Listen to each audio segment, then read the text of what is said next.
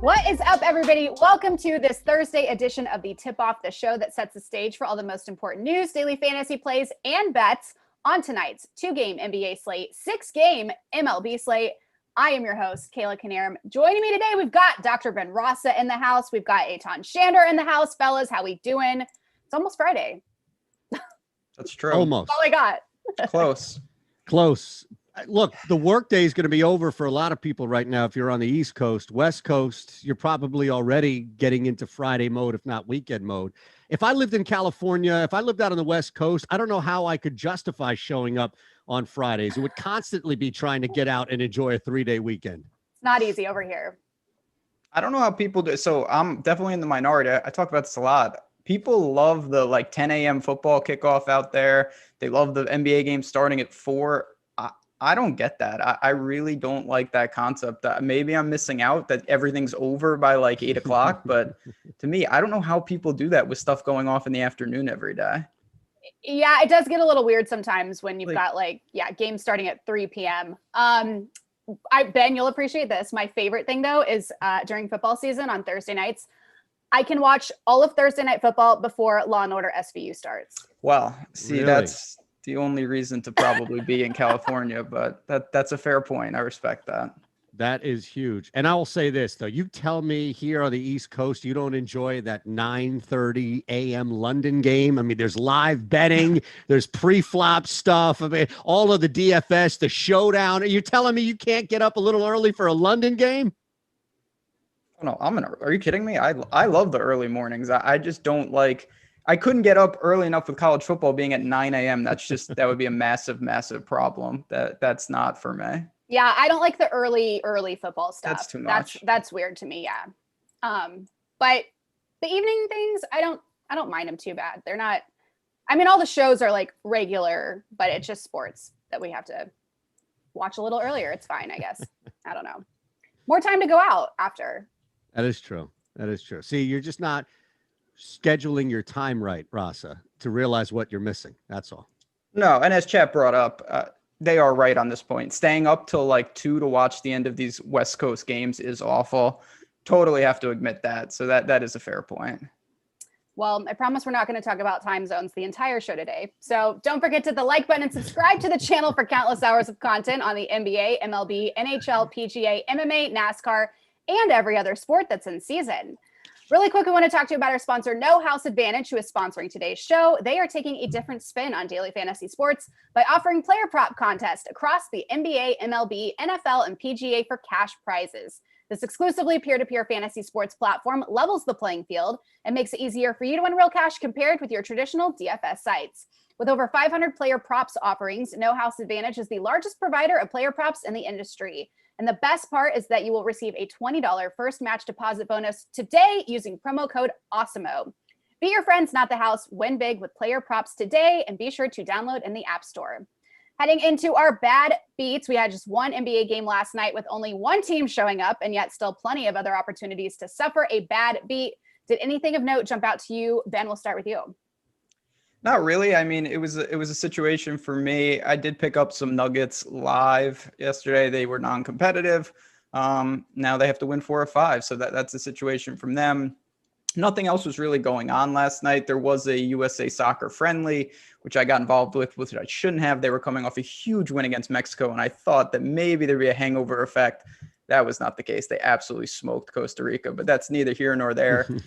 We're going to talk about it, not today on this show, but going forward. The Suns are very impressive. People talk about experience a lot in the playoffs, and it does seem to matter. But with them so far, they've been absolutely laser focused, particularly at home. So props to them last night. Yeah, I would just add, and look, I understand how people feel after betting the Bucks game 2, how they'll probably feel if we'll talk again, I know today, about betting the Bucks game 3. You kind of had to go back to that until proven. And that's how I felt with Michael Porter Jr. But my goodness, here's one of the few times in which I was removed from the angry tweets and anything else because my money was already gone. It was cooked once I saw Michael Porter Jr.'s back. I just felt physically bad for them, young man. Like, he's out there, you could tell the backs are the worst. Once it's stiff, you can't move. And it was just like, why is he still out there? He wasn't doing anything. He wasn't helping the team at that point. He was in visible, clear pain. He's definitely a warrior trying to go through it. But all of that ended up in just lost money from a betting and DFS standpoint. So I guess if you were to apply the injury and just the fact that he wasn't able to do anything as a result of it, that was where I got truly cooked. I mean, I'm not putting a lot into Campazzo or Austin, Rivers in order to be that disappointed. But for me, it was Michael Porter Jr. All right. Sorry about that. I know. That's your guy. I felt bad. But like I said, I didn't crush him. You couldn't. I mean, the guy is out there with a broken back. Greg put out the Mike Tyson video when he told Jim Gray, spinal. Yeah, it was amazing. And that's like, you couldn't help but not look at how tight he was just walking around. I know how that feels, Nuggets fans. Been there. All right, heading into our NBA playoffs tonight, we have 2 huge games as we continue, starting with Brooklyn and Milwaukee, then the Clippers and Jazz in Utah. We have 2 hours of coverage after this show today with the NBA Deeper Dive and Live Before Lock. But first, our DFS plays and bets for tonight. No Harden, no problem. The Nets have dominated the Bucks as the series now shifts to Milwaukee. Some good value on Brooklyn tonight from the betting to DFS side. Where is the best value? Eytan, we'll start with you.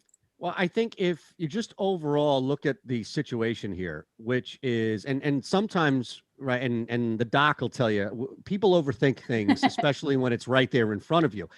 I'm not saying I love it, but I'm saying there's value smacking you right in the face. You have a team that is up 2-0 without James Harden, who has looked beyond comfortable and cruised past Milwaukee. There isn't really much in Milwaukee that you can point to and say, okay, if only they just did this. Basically, if Chris Middleton is revived from the dead and Drew Holiday has a career game, okay, I could start the conversation of them being competitive. But all of that says Brooklyn, you get at plus 130 right now, pre-flop on the road in this series. There's the value, I think, that you kind of just have to take if you're interested in this game. You could always wait and see if there's any more value depending on the run that the Bucks get. But that, I think, from the betting standpoint, for me, is the good place and really only place to start. I don't want to touch this total as it's been dominant to the under. This could be one of those where it's simply Milwaukee is hitting some buckets, but they can't keep up with Brooklyn, and it runs through that total. So I think pre-flop, the best value is on the Nets.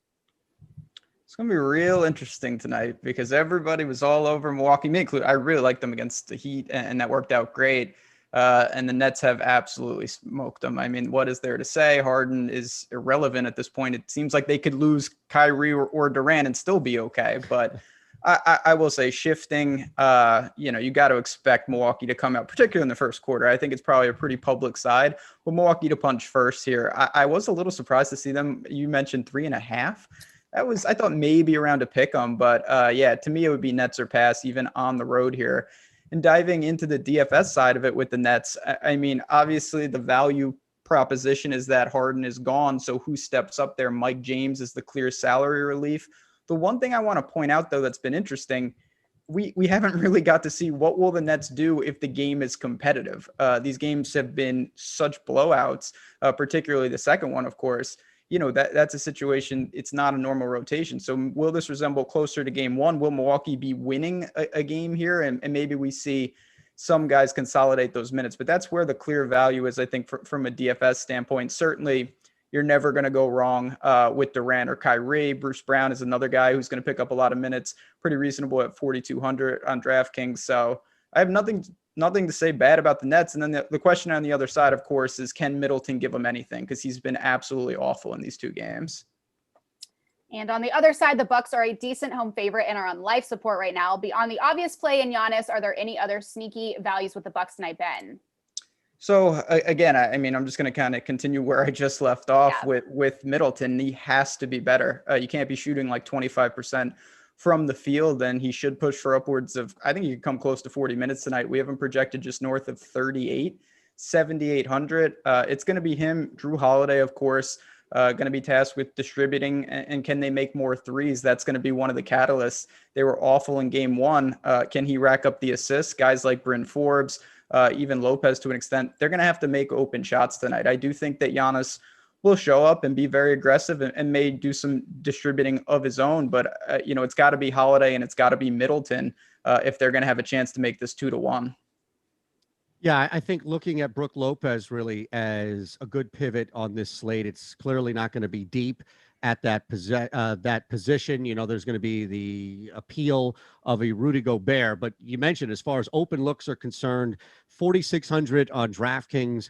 Brook Lopez comes up a lot when we start crunching lineups for tonight, right there in that center slot, and just being able to work now Giannis, and even if you wanted to work Lopez at a utility spot, flex spot, if you will, and Giannis at a center, you have the flexibility there. So I think Brook Lopez now becomes really a good option, a cheap option. And then just to kind of echo what Ben was saying, I think Drew Holiday, look, Giannis is Giannis. You're going to run Giannis no matter the ownership. It's a 2-game slate. That's not going to be an impact here. But I think if you were, and dare I say, looking for one area on Milwaukee that's not going to disappoint you, it's simply because of the volume that Drew Holiday is going to be out there. And I think that there are going to be some matchups he could take advantage of depending on what's going on with Brooklyn. Even if Milwaukee is down by 10 to 12 points, they're not going to sit Drew at any point in that regard. So you're going to get a lot of opportunities, and he'll be out there longer than the Nets guys will be out with a big lead. So I think Drew becomes a safe play. Giannis is a must. I do like Lopez, though, as a cheaper option. And I'm staying the hell away from the Bucks on a betting angle. Sorry. You're fine. Noted. The Clippers saw an early lead evaporate in Utah despite Kawhi Leonard doing his part. So, Eytan, can we go back to the playoff P well, or is there another player worth taking on a shot on? Paul George comes up a lot, and I get it because of the expectations. And look, the matchup there is one that he should be able, I think, to take advantage of. Kawhi Leonard clearly is going to be the guy that you want to work into your lineups as much as possible, balancing out some of these higher price guys with Brooklyn as well as with Giannis. But I'll say, Nick Batum at 4,400 is definitely a workable option here. Rondo is going to come up a ton on our lineup crunchers simply because of the price and the minutes. And look, that at the very least, the floor is going to stay where it is. So he may not boom for 50 fantasy points, but he's really not going to disappoint you with the allotted minutes that he has. So I would kind of look at it on those stages. If you're not getting to Paul George as much in your lineups, you have to get to Kawhi Leonard. And then Rondo and Batum, I think, become very workable, cheap options. I'm not touching this game as well until I start to see something. We'll talk about Rasa's squad from the other side of it, but from the Clippers standpoint, much like Milwaukee, I don't think you have to pre-flop bet this team. So I won't. Yeah, I mean, you definitely don't have to force it. That's the beauty of betting in general, is that you never have to bet a game. You can always pass, and there's sometimes value in just letting the game unfold. But looking at, I'll just piggyback. Certainly Rondo is going to be some salary relief. You just don't have many options in that price range. I'm going to throw in Marcus Morris as well, right in the same bucket as Batum. He's another one, should push for 30 plus minutes. He was pretty aggressive in the first game, and it does seem that, even they're coming off a 7-game series, of course, but it seems like the Clippers are kind of searching and they're feeling out the series. They're looking for something. Kennard has provided a spark.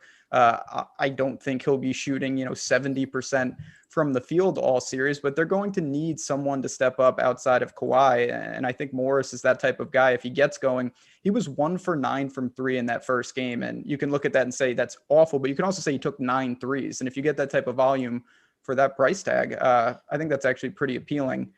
Paul George is in the Middleton bucket. You can't be 4 of 17 in a big game. He's going to have opportunities, but he's just got to be better than that. So I have no problem buying low. It's a very difficult betting game. If I had to bet the game, I would lean to the Clippers. I expect that kind of be a toss-up type of game, but I'm not sure I'm going to be doing that either way.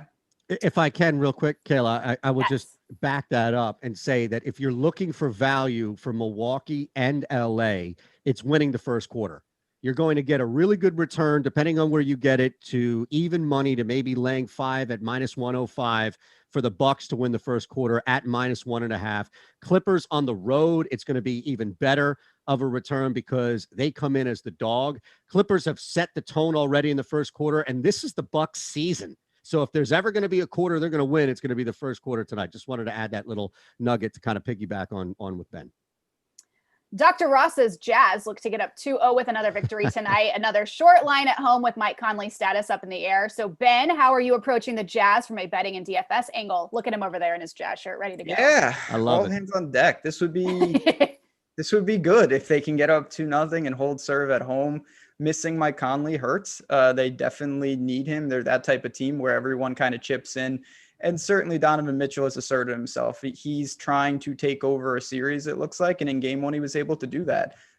Poured in a massive amount of points. He took 30 shots. So from a DFS angle, if you're going to get volume like that, you can always go there. Now, Clarkson's going to be the other guy. He's a professional scorer, as people like to say. He just scores. That's what he does. Took 14 threes in that game. So I'm pretty comfortable with the Jazz. You kind of know what you're going to get. And then there's just a rotation of players from Bogdanovich to O'Neal to Ingalls. I guess favors a little bit. But other than that, I think you're going to want to look towards the top. And then Gobert. He's such a defensive presence. He's going to be a walking double-double. But, of course, you're not going to be getting a ton of actual points per se. So don't really have a ton of interest there. The Jazz are just a sound team. And in that first game, credit to them, they missed like 20-something shots in that first quarter and were able to claw back and ultimately win the game. So just a good team. But this is a tough game. The Clippers are going to play much better tonight. Absolutely. It's not going to be easy for Utah. I'm with you, though, and I'm rooting for your squad, not even from an economic standpoint, that they get up 2-0 on this game. But look, I think you referenced the group of guys that's beyond the top two with Gobert and Mitchell, Gobert. The one guy that I think I'm interested in, and I wonder how the ownership does play out here, because this might be the difference of where you can get ahead, is Ingalls versus Clarkson. Clarkson's going to be a heavier price on DraftKings, but Joe Ingles at 4,700, especially without Mike Conley, that's really super workable, especially for a guy who can exceed his projected ceiling that we have, just 28.5 points. So granted, you're going to want more or expect more from Clarkson paying up, but I think that's a really good pivot, especially working him at the same position. This is a game, again, where I'm not going to touch pre-flop, mainly because I can easily see look, I just told you the Clippers could win the first quarter. So if you know that you like the Jazz to win the game and you like the Clippers to win the first quarter, what are you doing laying the 3 right now? Just wait, just sit back, sit on your hands, all right? Have somebody strap you in like Stephen Jones in the Cowboys draft, or don't move and just wait and let this thing play out. You're going to get 3.5 points halfway or at the end of the first quarter. And we saw how that played out in game one. One just quick point to that. When you look at these teams over the year, Clippers were first in the league in 3-point percentage. The Jazz were third. When you shoot threes at this type of rate and when you can get hot, there's going to, regardless of who wins this game, there's going to be massive ebbs and flows. Like both of these teams, I think at one point tonight could go on a 15-2 run. And when you do that, you're going to have positions to buy low. So I wouldn't overreact unless you have a position on the game and you really have a line early that you want to take. I would probably sit back and wait and let a team, as we saw in the first game, the Jazz were ice cold. What happened? You had a great opportunity to buy low on them, and then they rebounded. I think that could happen to both teams tonight at various points in the game. All right. And as friends, as always, get access to all the great Awesemo Plus tools and content for nearly every DFS sport out there with an Awesemo Plus weekly pass for $29.95. This includes full access to all the premium content and tools on Awesemo.com, including player projections, ownership projections, our premium Slack channel, lineup builder, and much more. Of course, if you're only interested in playing NBA DFS, then you can sign up now for our Awesemo Plus NBA weekly package for just $16.95 or $4.95 NBA weekly express package, which gives you full Awesemo Plus access to NBA Showdown and single game contests. Stop guessing, start winning. Join Awesemo Plus today. We also have a giveaway running for the NBA playoffs. Check out the pinned tweet on @Awesemo_com to enter. Just follow the instructions on the tweet and pick whether you think Donovan Mitchell or Paul George will have more points tonight. One random correct guesser will win a free month of Awesemo Plus Platinum valued at $90. Get on it, folks. Heading over to the Diamond now for biggest bat. We'll take a look at some of the top bets. Wait, where are we? Top 5 odds getters on OddsShopper. Do you think it's the best overall to hit a home run tonight? For the MLB, we've got Juan Soto plus 325, Jose Abreu plus 340, Aaron Judge plus 210, Matt Olson plus 375, and Rafael Devers plus 400. Ben, we'll start with you. All right, what are we going to do here? I'm going to go with a New Yorker. I'm going with Aaron Judge. He's going to hit one out today in Minnesota. Again, what did I do? I went to the betting market, looked at OddsShopper. We've got an over-under here sitting at 11. So clearly runs are going to be put up in this game. Yankees sitting around minus 145, so their team total is shaded. He's, of course, a focal point of the offense. You've got Happ on the other side. He should have opportunities here. So I'm just looking at that game on the 6-game slate. It's by far the highest over-under. The odds are reasonable. I'm going to say Aaron Judge hits a dinger tonight. You know, I'm kind of surprised there. What? Judge at plus 210 on the board. You are a man of math and value, and that's the least amount of value on the board. Now, you're also a man who likes to win money, so I get it. Sometimes you may lay 2 to win 1, but I purposely laid that out there at 210 to see if you would take it. But yeah, hey, at this point, I'm going to follow you anyway in real life. I'm just going to give a different play on the board. I was just shocked that you went the plus 210 for the value. I think Devers is due. I mean, clearly, if you look at what's happened over the past 4 or 5 games, he's been without one. But against Houston tonight, I'll take it. Again, just kind of looking at the value on the board. Plus 400 is going to be a big payout here. So I'll take the biggest odds on the board as a payout at plus 400 for Devers. But in real life, I'm going to tail Judge. Look at you going for the swinging for the fences, pun intended. But Devers, yeah, I mean, I have no problem with that. And it's true. The line is certainly shaded. He's taking, he's sizably different. And we talk about this a lot with Spags on the show about sometimes a guy sticks out as he almost doesn't belong amongst the players. But certainly Judge, of course, does. In the line, would I want better than 210? Yeah, but still getting over 2 to 1 on your money if you can do it. So worth a splash tonight. And now for biggest arm, which of these top 5 odds getters on OddsShopper do you guys think is the best strikeouts over bet tonight? And is there a good under bet that you like? We've got Max Scherzer over under 8.5 strikeouts, Trevor Rogers over under 6.5, Rodriguez over under 4.5, Montas over under 5.5, and Greinke over under 4.5. Eytan. Oh, I like Scherzer for a couple of reasons here on the under. First off, it's juiced to the over, so you're going to have to take a risk here. And I know that you're talking about a guy with a super high K through 12, and he's definitely going to be able to take advantage of this matchup. Now, first, you kind of have to hope that this game is going to play. There's a lot of thunderstorms and floods down in D.C., really high humidity as well. So we've seen how well the Giants have been able to play and kind of put some things together. This could be one of those counter games for Scherzer where the ball gets out a little bit. Maybe he's just not in. I just don't think he'll be out there long enough for that total to hit over. So I'm going to play a lot of things around Scherzer, like the humidity, like the weather, like a shorter start, and take the under 8.5. And also because there's value there as well.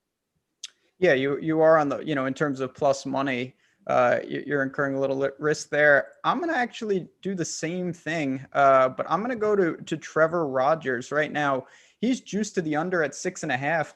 I'm going to say that he has a big night tonight and can fan more than that. He can get upwards of 7. And it's one of the things here, just looking at the game, Miami's sizable favorite at home. Colorado, when you look at the splits early in the year, they've been striking out a ton more away from course, almost 10 a game on the road so far this year. So I look at the situation, should be in line for a win, could go pretty deep in that game. I think he can do that. And when you look at the line on OddsShopper, you're getting good value. You don't have to win this. You're not looking at 130, 140, where you need to hit this upwards of 55, 60%. This is getting, you're plus 110 here. So if you have this at a coin flip, there's some value there on the over, and I'm going to take a shot, even though it is a little risky.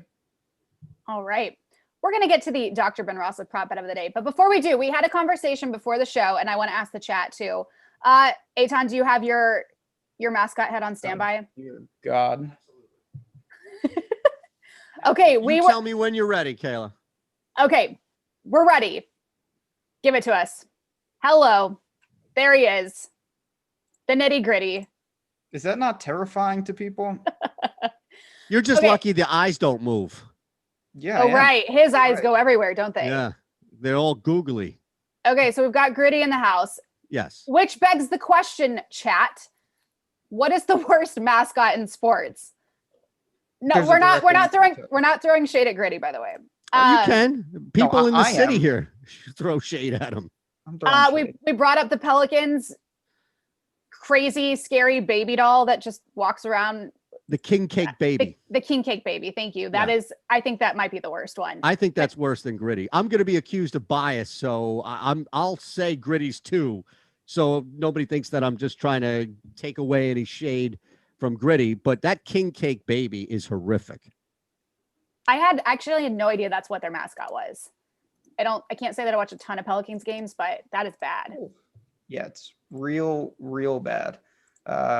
I don't know. Some of these teams, I said this before the show, I'm going to say it again, like how they got some of these ideas pitched and then approved. Like, yes. I don't understand. There's some awesome mascots out there, particularly in college sports. And then there are some that are just absolutely terrible, starting with the Pelicans baby. I don't know. Is this thing still around in Orlando? That dragon? They used to have Stuff the Magic Dragon. Yeah, he was the second best dunk contestant ever because he was with Aaron Gordon when he was doing the obscene dunks that year. There you go. Yeah, there you go. Not like the Phoenix Gorilla, who's the #1 dunker of all time. The Stanford Cardinal tree has been thrown out in the chat. Yeah, that's awful. I mean, come on. Look, you can't have a tree as your mascot. Like, the mascot has to be an active being. I know trees are alive and all that. I'm not saying they're not, but come on, you can't have a tree. That's a weird one. That is a weird one for sure. Someone said, can Puppet Lindquist, can we add to the list? Oh, Puppet Lindquist. What else do we have here? Phillies Fanatic. Yeah, the Fanatic is a long-standing tradition of just bad mascot. People in the city are tired of it. It has a birthday 15 times a year. If you ever get up near the costume, it stinks like body odor and booze and all the other stuff that's spilled on it throughout a 9-inning game in the heat. No, the Fanatic is definitely on that list. Can I tell you guys one of my favorite things in sports is when mascots have birthdays and other mascots come to the birthday. Yes. It happens 15 times a year here. It is literally my favorite thing. I didn't know that was a thing. Oh, yes. Fredbird, the Cardinals mascot, would always have a birthday party where other mascots from teams would come. And it's incredible. I'm curious if Ben knows the Gunnersaurus, as he is a man of soccer and specifically football over in England. Are you Googling bad mascots, Eytan?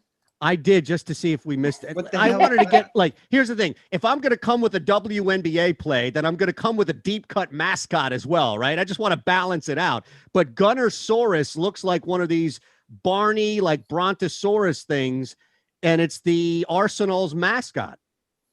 No, I'm not up to speed on that. I know my college mascots pretty well, but the EPL mascots, it was not in the Rolodex just yet. I guess I kind of respect that, but that's a little weird as well. Do you know Ben's favorite mascot? And that would be the UMKC Kangaroos. That's true. Or the Mastodons, IPFW. That's another sweet mascot. Whoa. Respect the Mastodons. Better than the Jazz in the middle of Salt Lake, though, right? Well, can't have it all, man. The Utah Jazz, baby. Eytan, before we move on, do you have a favorite mascot? Favorite mascot outside of Gritty? Yes. College is probably it. I don't know. I don't think that there's a go-to mascot by any means that like I gravitate towards. I feel like I have really shitty mascots here in Philly.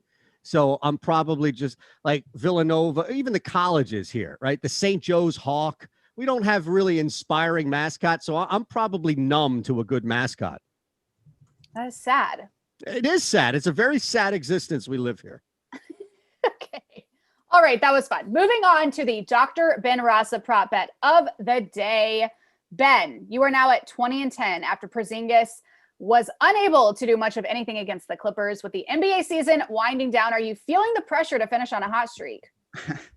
Yeah, a little bit. I mean, you have less games. You don't want to force it because it's one of these situations, you look to the prop market each day. And the truth of the matter is sometimes there's just not that many bets that are plus EV potentially. So you have to be selective. You can't force it. But with 2 games tonight, we have some good selections. We got some great tools here at Awesemo. Alex himself, his ROI tracker is a great crutch. Every time I do this, first thing I do after I make my pick is go to that and see what he has, and hopefully it matches, and you feel a lot better when it does.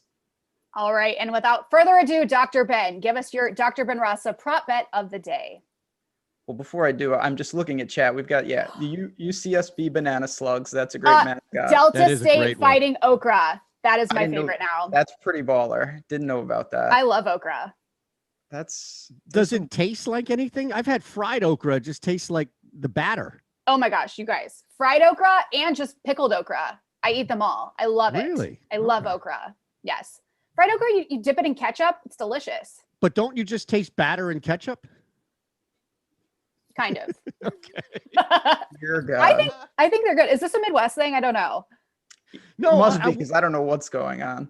What I didn't know about okra until I lived in Nashville, and I was in Nashville for 2.5 years, and that's where you get, look, they'll fry anything down there and they'll make it amazing. They had a fried at Bennigan's Lair. You could get a turkey Reuben, and they would deep fry the entire sandwich. They'd make it and then batter it and then put it in there and serve it to you. But fried okra was good. I remember it not tasting like anything, and then eating so much that I'm thinking all of that fried batter and ketchup probably can't be good for me. It offsets the okra. Yeah, I guess it depends where you're getting your fried okra from, because I like it from Lambert's. Does anyone know what Lambert's is? This is also a Midwest thing. You're going to have to hit the chat up. Home of the Throwed Rolls. Someone back me up here. Their fried okra is fantastic. I also love just pickled okra. I could eat a jar of pickled okra in one setting. It's great in Bloody Marys too. Pro tip. You're welcome. Ranch is being suggested as a dip-in. Oh, ranch would be great. Okay. Maybe both, ketchup and ranch, back and forth. I think so. Okay. That works. There we go. People have heard of Lambert's. All right. Dr. Ben, you can continue with your prop bet now. Yeah, all right. Now we're back in business. I got a lot to. I'm gonna Holy tangent. And take some notes in case I'm ever in St. Louis to figure out what to do here. I'm going to the Bucks game, and this is one. It was more. And Eytan, we've talked about this a lot already. With you coming on here.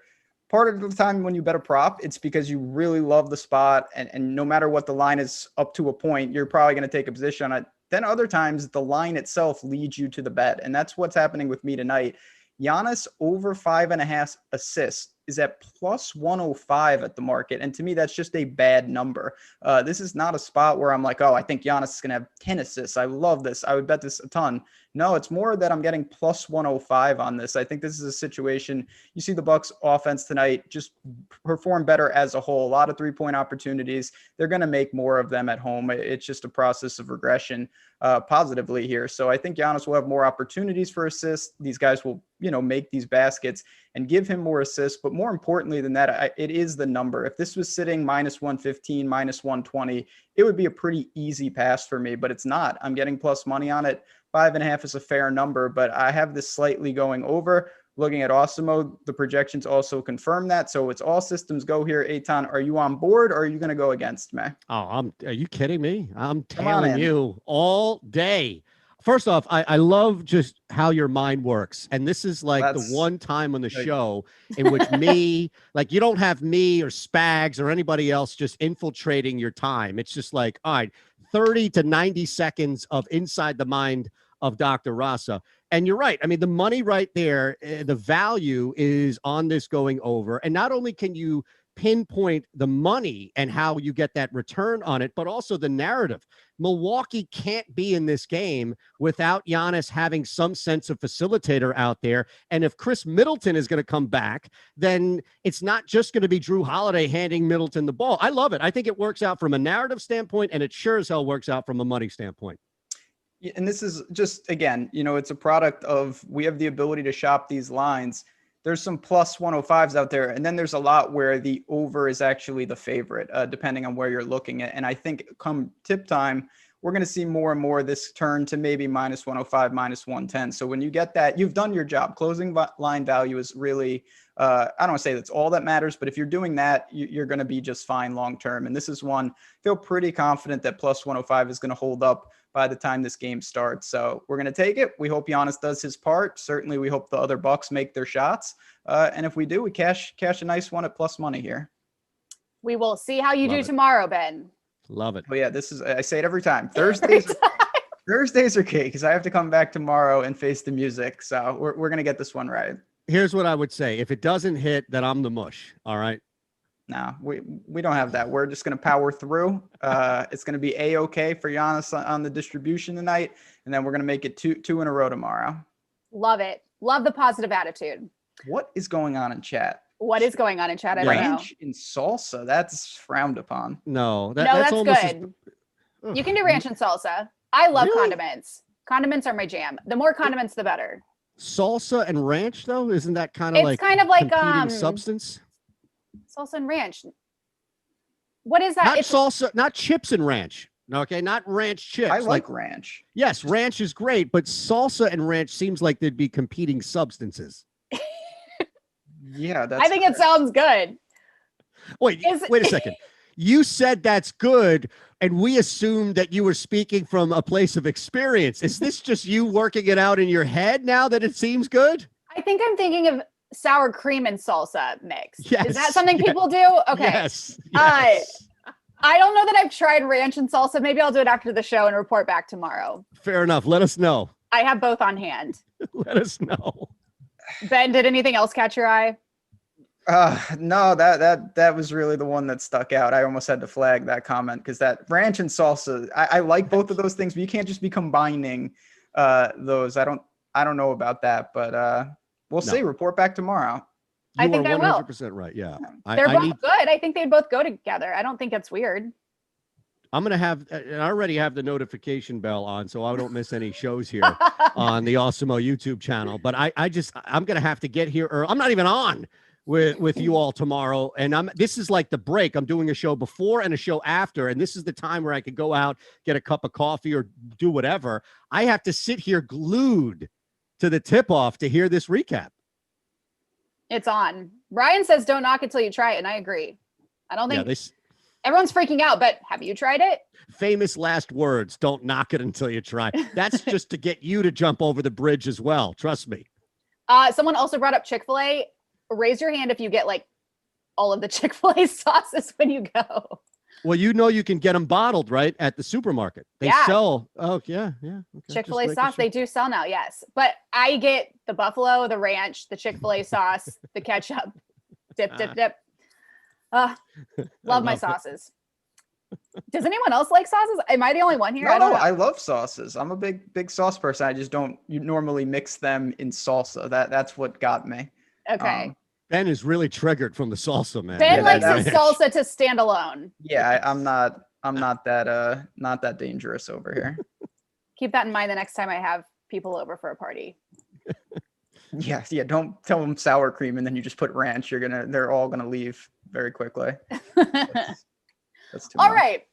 We're going to get back on track here and stick with the NBA for no house advantages, prop or not. Here are some of no house advantages props of the day for key players.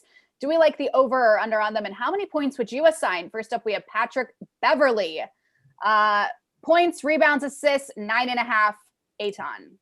Yeah, I mean, just looking at the projections here, the line is at 9.5 on NHA, and he's only projected for 1.5 total, not 1.5 points, not 1.5 points in assists or rebounds, just across the board PRA. NHA has him projected at 1.5. I don't know if you're going to get nearly 8 points differential on a nightly basis like this on NHA. Clearly, the anticipation is that Patrick Beverly is going to be a non-factor, and that's probably putting it nicely. That's an easy narrative to buy into as well. So how do you not go under that? Yeah, there's nothing really to say. He's not in the rotation, so you can't get this on the books because the books don't offer props for guys that are not in the rotation. So barring something, unforeseen with Ty Lue making a change, and I don't see that happening, this is it doesn't get any better than this. So you're clearly going to go under, and it's going to be at the top of the card. All right. Then we've got Joe Ingles, what is this? Three pointers? Three pointers made. 3 pointers made. Okay. Ben, we'll start with you. So yeah, the line is 1.5, and it's a situation with Mike Conley. I think was the news we were waiting for. If he played, maybe this would be closer to him, but the situation now, it's, he's going to have the opportunity to go over, and that's where you got to lean here. Ingles is a key component of this Jazz team. They take a ton of threes. We saw it in game 1. We're going to see it in game 2, regardless of if they're leading or trailing. So Joe Ingles, we haven't projected north of 3 made threes. So when you factor that in, it's not as strong as Beverly, of course, because you can simply just miss the shots, but it's still a great one to put on the card and lean over. This is again. Oh, I'm sorry. Sorry. Eytan, your turn. I'm getting ahead of myself. Sorry. I'll just say real quick, and again, this is the difference as we talk about between the books and No House Advantage. That line was set not knowing what's going on with Mike Conley. It hasn't moved because NHA doesn't move. Now, the books will adjust. Sometimes they'll move up, and you'll see it at 2.5 or maybe 3.5. Or in this case, for example, they'll just juice the over, and they'll keep it at 1.5. But I have it here in PA at -188. That's the best number I can find here in PA on the over 1.5. That's a stay away, or unless you feel like you want to use that in a parlay. But the point of it is that it's locked in at 1.5. Mike Conley is out. You have to go over on NHA. And lastly, we've got Kyrie Irving sitting at assists 6.5 Eytan. Yeah, this is an interesting one. We have him projected on NHA at 5.7 assists. And I think just looking at how tight that gets, you are still in that 1 to 0.8 range, if you will. It's not like we have him projected at 6.3 and he is going to go over that number of 6 at the very least. I think you can comfortably go under here. There's also just, we don't know how his facilitation will be tonight. Mike James has clearly stepped in. He's going to run the point. Kyrie can drop 50 and only have 2 assists. So I would go under that, but I'm not as confident as the other two. I would still go under.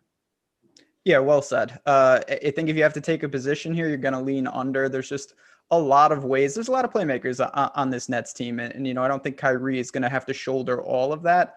But at the same time, he's a focal point of the offense. He's going to have the ball in his hands. He could get there, and take some of that distribution from Harden. So it's one that if you put it on the card, maybe it rounds out. I certainly wouldn't anchor it. There's absolutely no reason to change it up when you have opportunities like Beverly and like Ingalls tonight. All right. And as always, friends, don't forget to play on No House Advantage, our sponsor, who is taking a different spin on daily fantasy sports by offering player prop contests across the NBA, MLB, NFL, and PGA for cash prizes. This exclusively peer-to-peer fantasy sports platform levels the playing field and makes it easier for you to win real cash compared with your traditional DFS sites. Best part is you can join for free today. Just download the No House Advantage app and use promo code Awesemo to receive a deposit bonus of up to $20 for new signups. Be your friends, not the house. Win big with player props today. Before we get to Shander's segment, I just want to make sure, going back to sauces, because we can't stop talking about it in the chat. I want to make sure everyone knows about the vinaigrette at Chipotle. You don't have to get the salad to get the vinaigrette. And now I cannot eat Chipotle without dousing the vinaigrette all over my Chipotle bowl, burrito bowl. It's the most fattening thing on the menu, but it's worth it. That is my PSA of the day. This is next level here, advice that you're getting. And this is not like the ranch and salsa, Ben, where Kayla has no idea or reference of it. Yeah, that sounds like a veteran move right there, right? Definitely speaking from experience, it sounds like. And next time I go to Chipotle, not that I go there too often, I'm going to try that. I can get down with that. We've got some good, someone mentioned cilantro garlic sauce. I've never even heard of that. Okay. Honey mustard, sweet and sour sauce. All of this is good. Hot sauce, of course, wasn't really brought up before. That's a staple of all things. Prefer hot sauce over ketchup. Brent cannot eat his bowl without the dressing. I agree, Brent. See, you're onto something. Everyone should try it. Trendsetter. You're onto something. Like literally, if they're out of the vinaigrette, I'll be like, sorry, I have to go. I can't eat this now. All right. It is time for Shander's Sweep the Leg parlay of the day. Take it away, my friend. All right. So just looking at the theory here this weekend and trying to build a ticket on UFC 263, right? And I know that Rasa has eyes on this sport. Rasa has eyes on the weekend. So not only is this me providing what I hope to be some insight and an entertaining bet, it's also, Kayla, me trying to get mine a little information selfishly from Ben and his brain here. But look, I think what you do, if you don't know a ton about the sport, something that I've been doing, it's a fun little way to bet the match or the card, if you will, across the slate. And you look for heavy favorites. The only thing that you do is you have to be disciplined. The dog can't be any lower than plus 230, 225, 200, 180. I stay as far away as humanly possible. What I'd like to do instead, and I actually have built a nice little 3-leg parlay here, is hit favorites that are anywhere from like minus 250 up and keep the dog from plus 230 up. And usually 30 is the limit, 225 every now and again. If you can get somebody that's if you get somebody that's like minus 220, 250, taking on a fighter that's plus 280 or 300, that's an ideal area there because, as Ben will tell you, it takes a lot for a heavy favorite to lose depending on the nature of the fight. So what I did is I 3-leg parlay here. Jamal Hill going up against Paul Craig. And again, Craig at plus 230 at the time. Hill at minus 275. Leon Edwards against Nate Diaz, and that's a heavy favorite, well north of 300 for Diaz. And then Israel Adesanya, right? Thank you, sir. Minus 275 going up against Marvin Vettori, who is plus 230. These three should hit, assuming that chalk hits for the most part. There is nothing deeper than that. There is no advanced analytics. I got that for the good dog. Trust me, coming up. This one was just looking at 3, and I'll say this. If you can get 3 to 5 legs on this parlay, a lot of times it's going to be like the tighter ones where you get greedy and go 220 or maybe 200. Rarely do the plus 300s or north of that upset these parlays. Okay. Ben, so there's a lot to break down there. I like the strategy. I see what you're doing. Couple things. One, particularly with MMA, and we have some of the sharpest MMA minds here at Awesemo. So if you're looking for more of that, we've got Mac and Jesse, we've got PT, we got Jason Floyd, Josh Engleman. They're going to be breaking down these fights in full. But I'll say this: not me is basically what Ben certainly just not said. me Not either. me. But I do bet MMA pretty heavily. And one of the things, certainly, when you're talking with heavyweights and guys like that, there's higher variance because one punch can end it. Now, if you're looking at these fights and you see a massive favorite and it looks like the fight's going to go to decision as well, to me, that's pretty low variance because they have to win on the points. Rarely are they going to get a lucky punch that ends the whole thing. And then the last thing I'll say, if you're looking at what you're talking about, Eytan, one way to reduce the juice is if you have a really heavy favorite, look to the method. Some of these guys, if they're only a wrestler, you know they're going to finish the fight via submission, and you can really shave off a ton of juice by doing that just on one fight. And likewise, some of these guys are built to go the distance. So if you do that, you can still isolate these matchups where you kind of know where the winner's most likely going to come from, but you're not going to be getting, you're betting 3 to win 1 or something like that. You can get even money. You could get plus money, and that can really make a huge difference. See, at least he understood what I said. I was going to say, Eytan, this went so much better for you today than it did on Tuesday. I like the strategy. I really do. It's just a matter of finding, if a guy is, first of all, you want to shop the lines because you always need to evaluate it on the lines. But if you have a guy who's minus 500, most likely he's going to win, of course. But it's not just about that. It's okay. If he's minus 150 to win by decision, is that a better bet? Because, looking at this, it's probably juice to go to decision. And now my parlay looks a whole lot better and I'm not incurring that much more risk. Love and it. that is the difference between having a doctor on the show and having Greg on the show. You said that. I didn't say that. Hopefully social doesn't clip that for the 1-minute tip-off show this week, but... All right, well done. Heading over to good dog, bad dog. Maybe. Poor dog. What happened to him?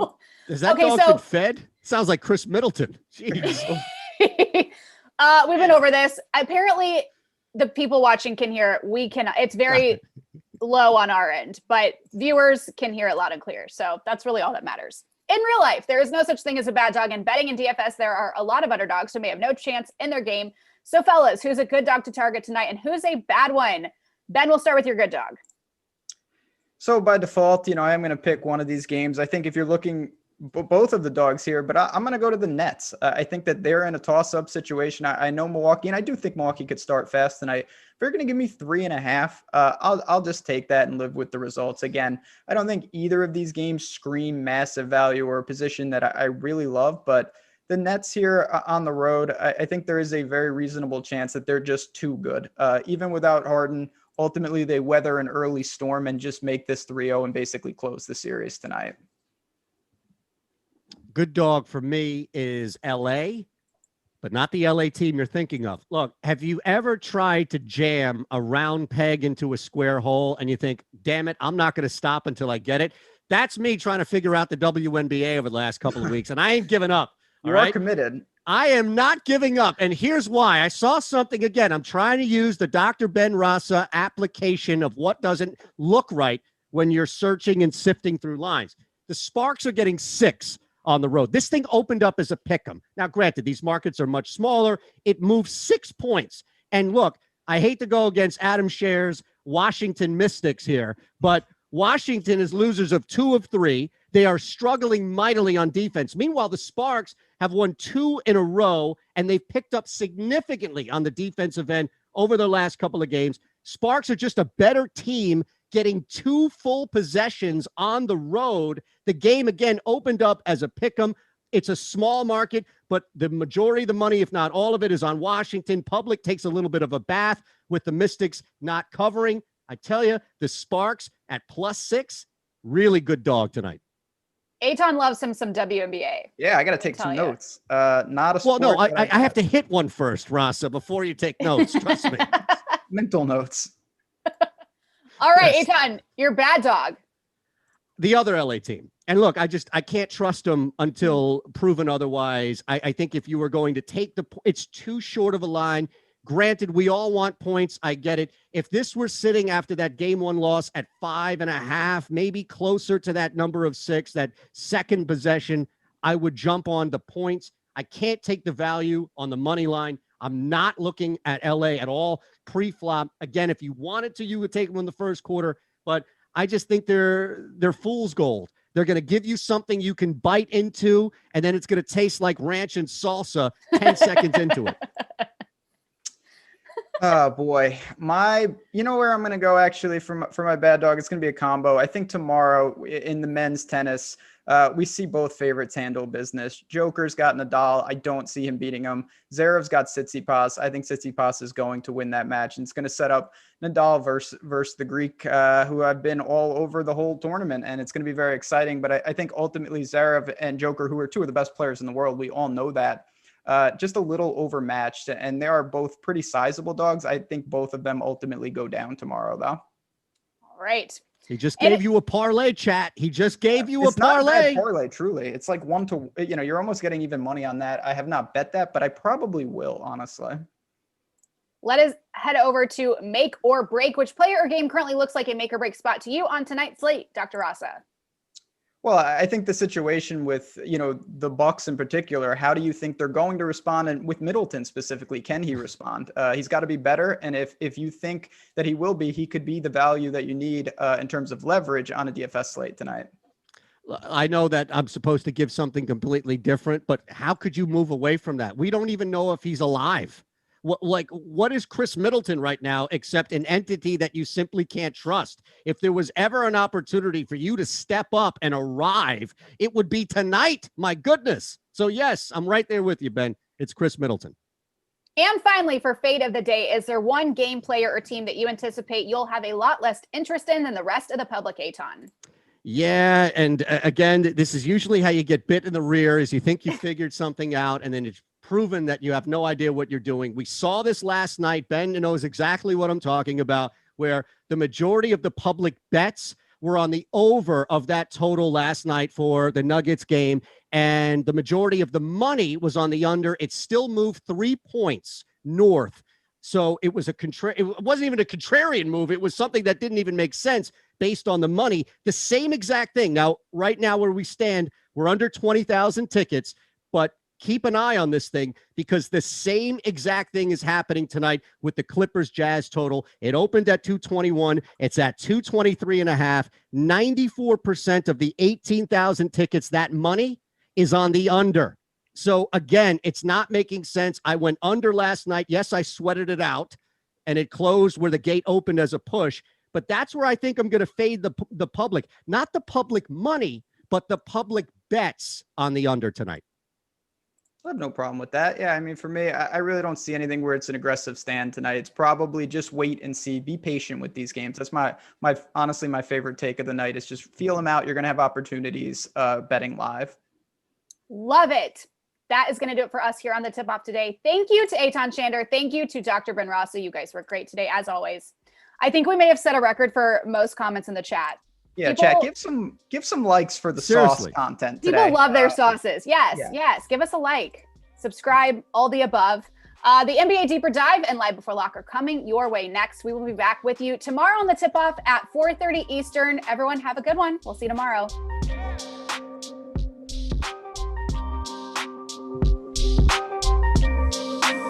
Sauces.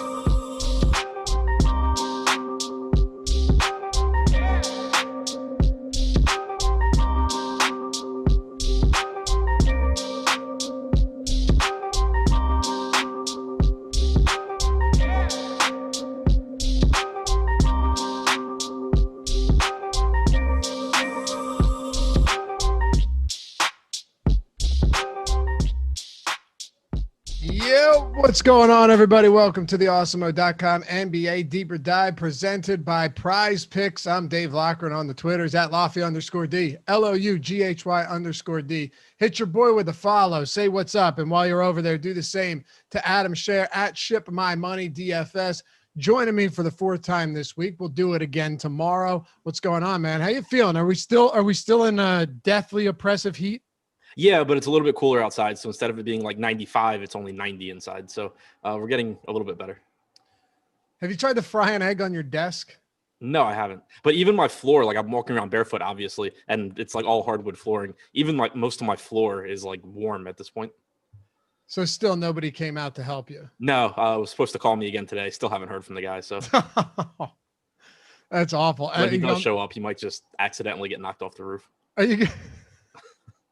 Are you going back to the hotel tonight? No, it's cool enough and cooling down. Like it's supposed to be in the 60s tomorrow. So I think I'll just lose 4 pounds in my sleep. That's good. Yeah, I'm glad it's not going to be as bad, but it was bad the past week. Like, this was like, and it's why I noticed it wasn't working, but it's like the worst time for it to be out was like this week. You told me last night after the show that it's possible that it's been out the whole time and you just didn't know until it got hot. Yeah, because, like I had said, I just hadn't hung curtains and like my apartment's basically a greenhouse. So I was just like, oh yeah, it's just really hot and hard to cool. Like it's, running around, it's sitting at like 79, 80 degrees, whatever. And then when it got to like the 90s and it was still sitting at 90 at night, I was like, okay, I don't think it's working. Freudian slip. Thanks for the super chat. He says, who are the jerks downvoting before the show even started? I'm just going to assume they were from the show before us. This is actually the second of 3 streams today, but hey, could be my AC guy. What's a good, yeah, right. It's a good reminder to hit that thumbs up. Let's pop this up to 200 straight out of the gate. We're at 134. That'll 141. That'll take us 59 to get there. I think that's very achievable right here. Make it the first thing you do. Just do it. Then I'll have to stop badgering you about it. It'll make everyone's lives easier. And subscribe to the channel if you haven't done so yet. A lot of people that watch these shows haven't subscribed yet. If you just want to peruse, that's fine. But if you're coming in here every day, even every week, hit subscribe. You'll know when we go live. You'll know when we have new shows, new content, new fantasy football videos, short videos, everything we do. Go ahead and hit subscribe. Help us get to that 60K mark before the football season starts. All right. So we got 2 games today. And thanks for that super chat, Freudian slip. I appreciate you. The interesting thing about this slate is we've already seen Brooklyn and Milwaukee twice, but it's kind of, I'm doing my best not to erase those games from my memory, but to not put too much weight into both of those games, because in many senses, like no matter how good Brooklyn is, there were a lot of anomalies to those first 2 games, particularly the second game. And then with the Clippers in Utah, the Clippers had a nice 14-point lead. Luke Kennard was the leading scorer at one point, and then Donovan Mitchell just went off. But the Brooklyn-Milwaukee game is a strange one because they got smoked by 40-some points and got blown out in game 1, but the Bucks are still 3.5-point favorites. So I think my line of thinking makes sense, especially when I look at the line today. Yeah, I don't really think the Bucks should be favorites. I think that's kind of insane given how good the Nets are.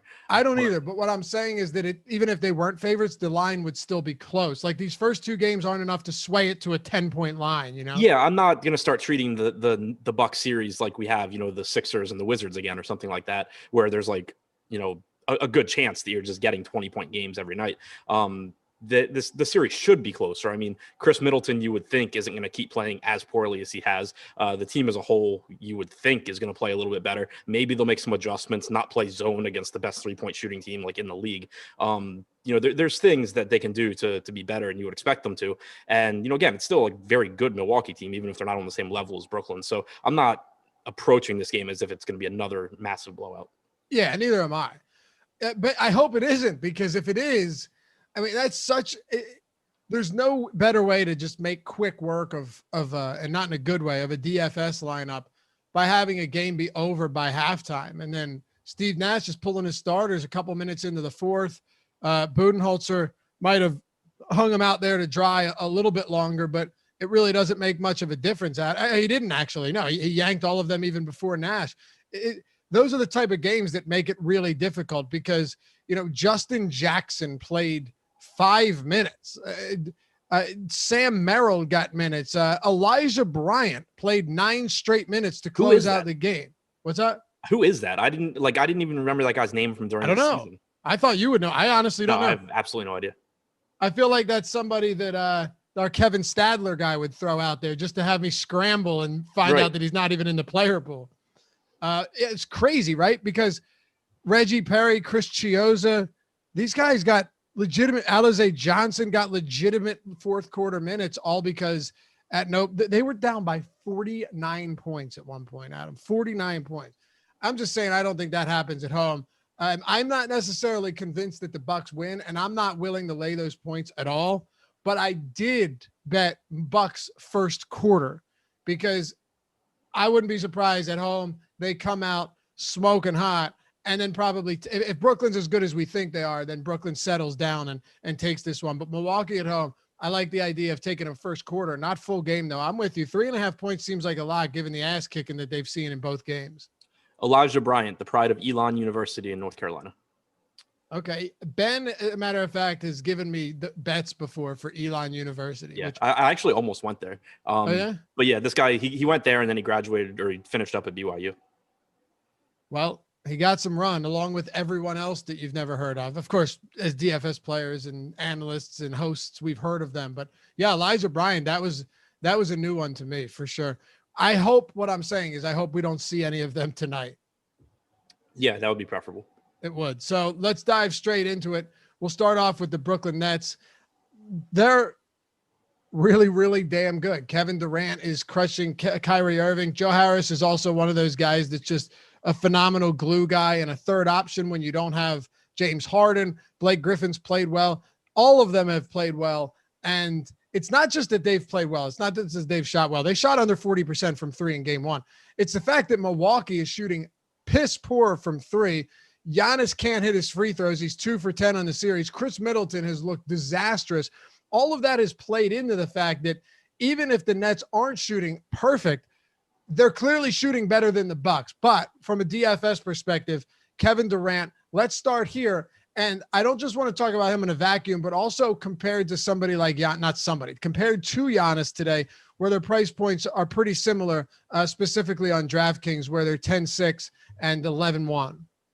Yeah, so I mean, Durant, I think, is in my opinion, a little bit better option than Giannis, given the fact that he's a little bit less expensive. Obviously the ceiling is massive for both guys. If you play the slate 100 times, it's probably going to come down pretty close to 50-50 between the two. But Durant is just so difficult to defend, and where Giannis is still very good, produces fantasy points at a very high rate. He's not as difficult to defend in terms of preventing him from scoring as Durant is, and you've seen that in this series already, where Blake Griffin's actually done a decent job keeping Giannis from bowling him over, and the Nets have just done a pretty good job of keeping Giannis from getting the shots that he really wants. Whereas there's really no answer for Kevin Durant, and you get increased usage, increased assist opportunities because of James Harden not being in the lineup.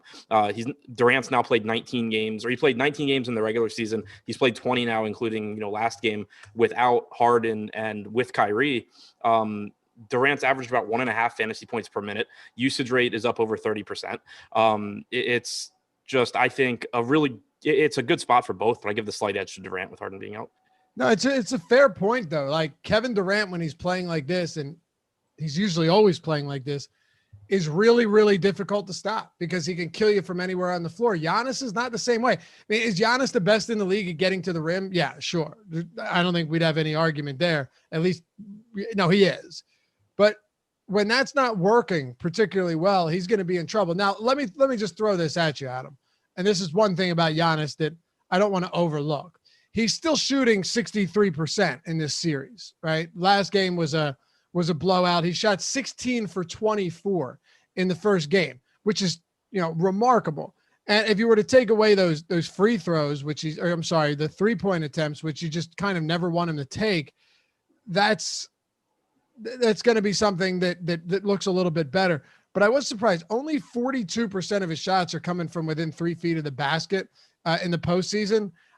You would really like to see more of that. I don't know how much has to do with the fact that you had Bam as your rim protector and somehow Blake Griffin is holding up. but I anticipated it being a little bit more than that. He's attempting 20% of his shots are threes. I really wouldn't mind, and I know that this has been this way for Giannis for a little while now, but I wouldn't mind if he just stopped taking threes altogether. Yeah, but I mean, the thing is, he kind of has to, because he's going to get wide open ones. And I know. But yeah, it's obviously not. It's not something that is likely to go well for him. But at the same time, it does still give him, opportunities, because you do have games where he shoots better than average, obviously, and picks up an extra 4 points on DraftKings. He knocks down 4 threes. So right now you're leaning KD over Giannis.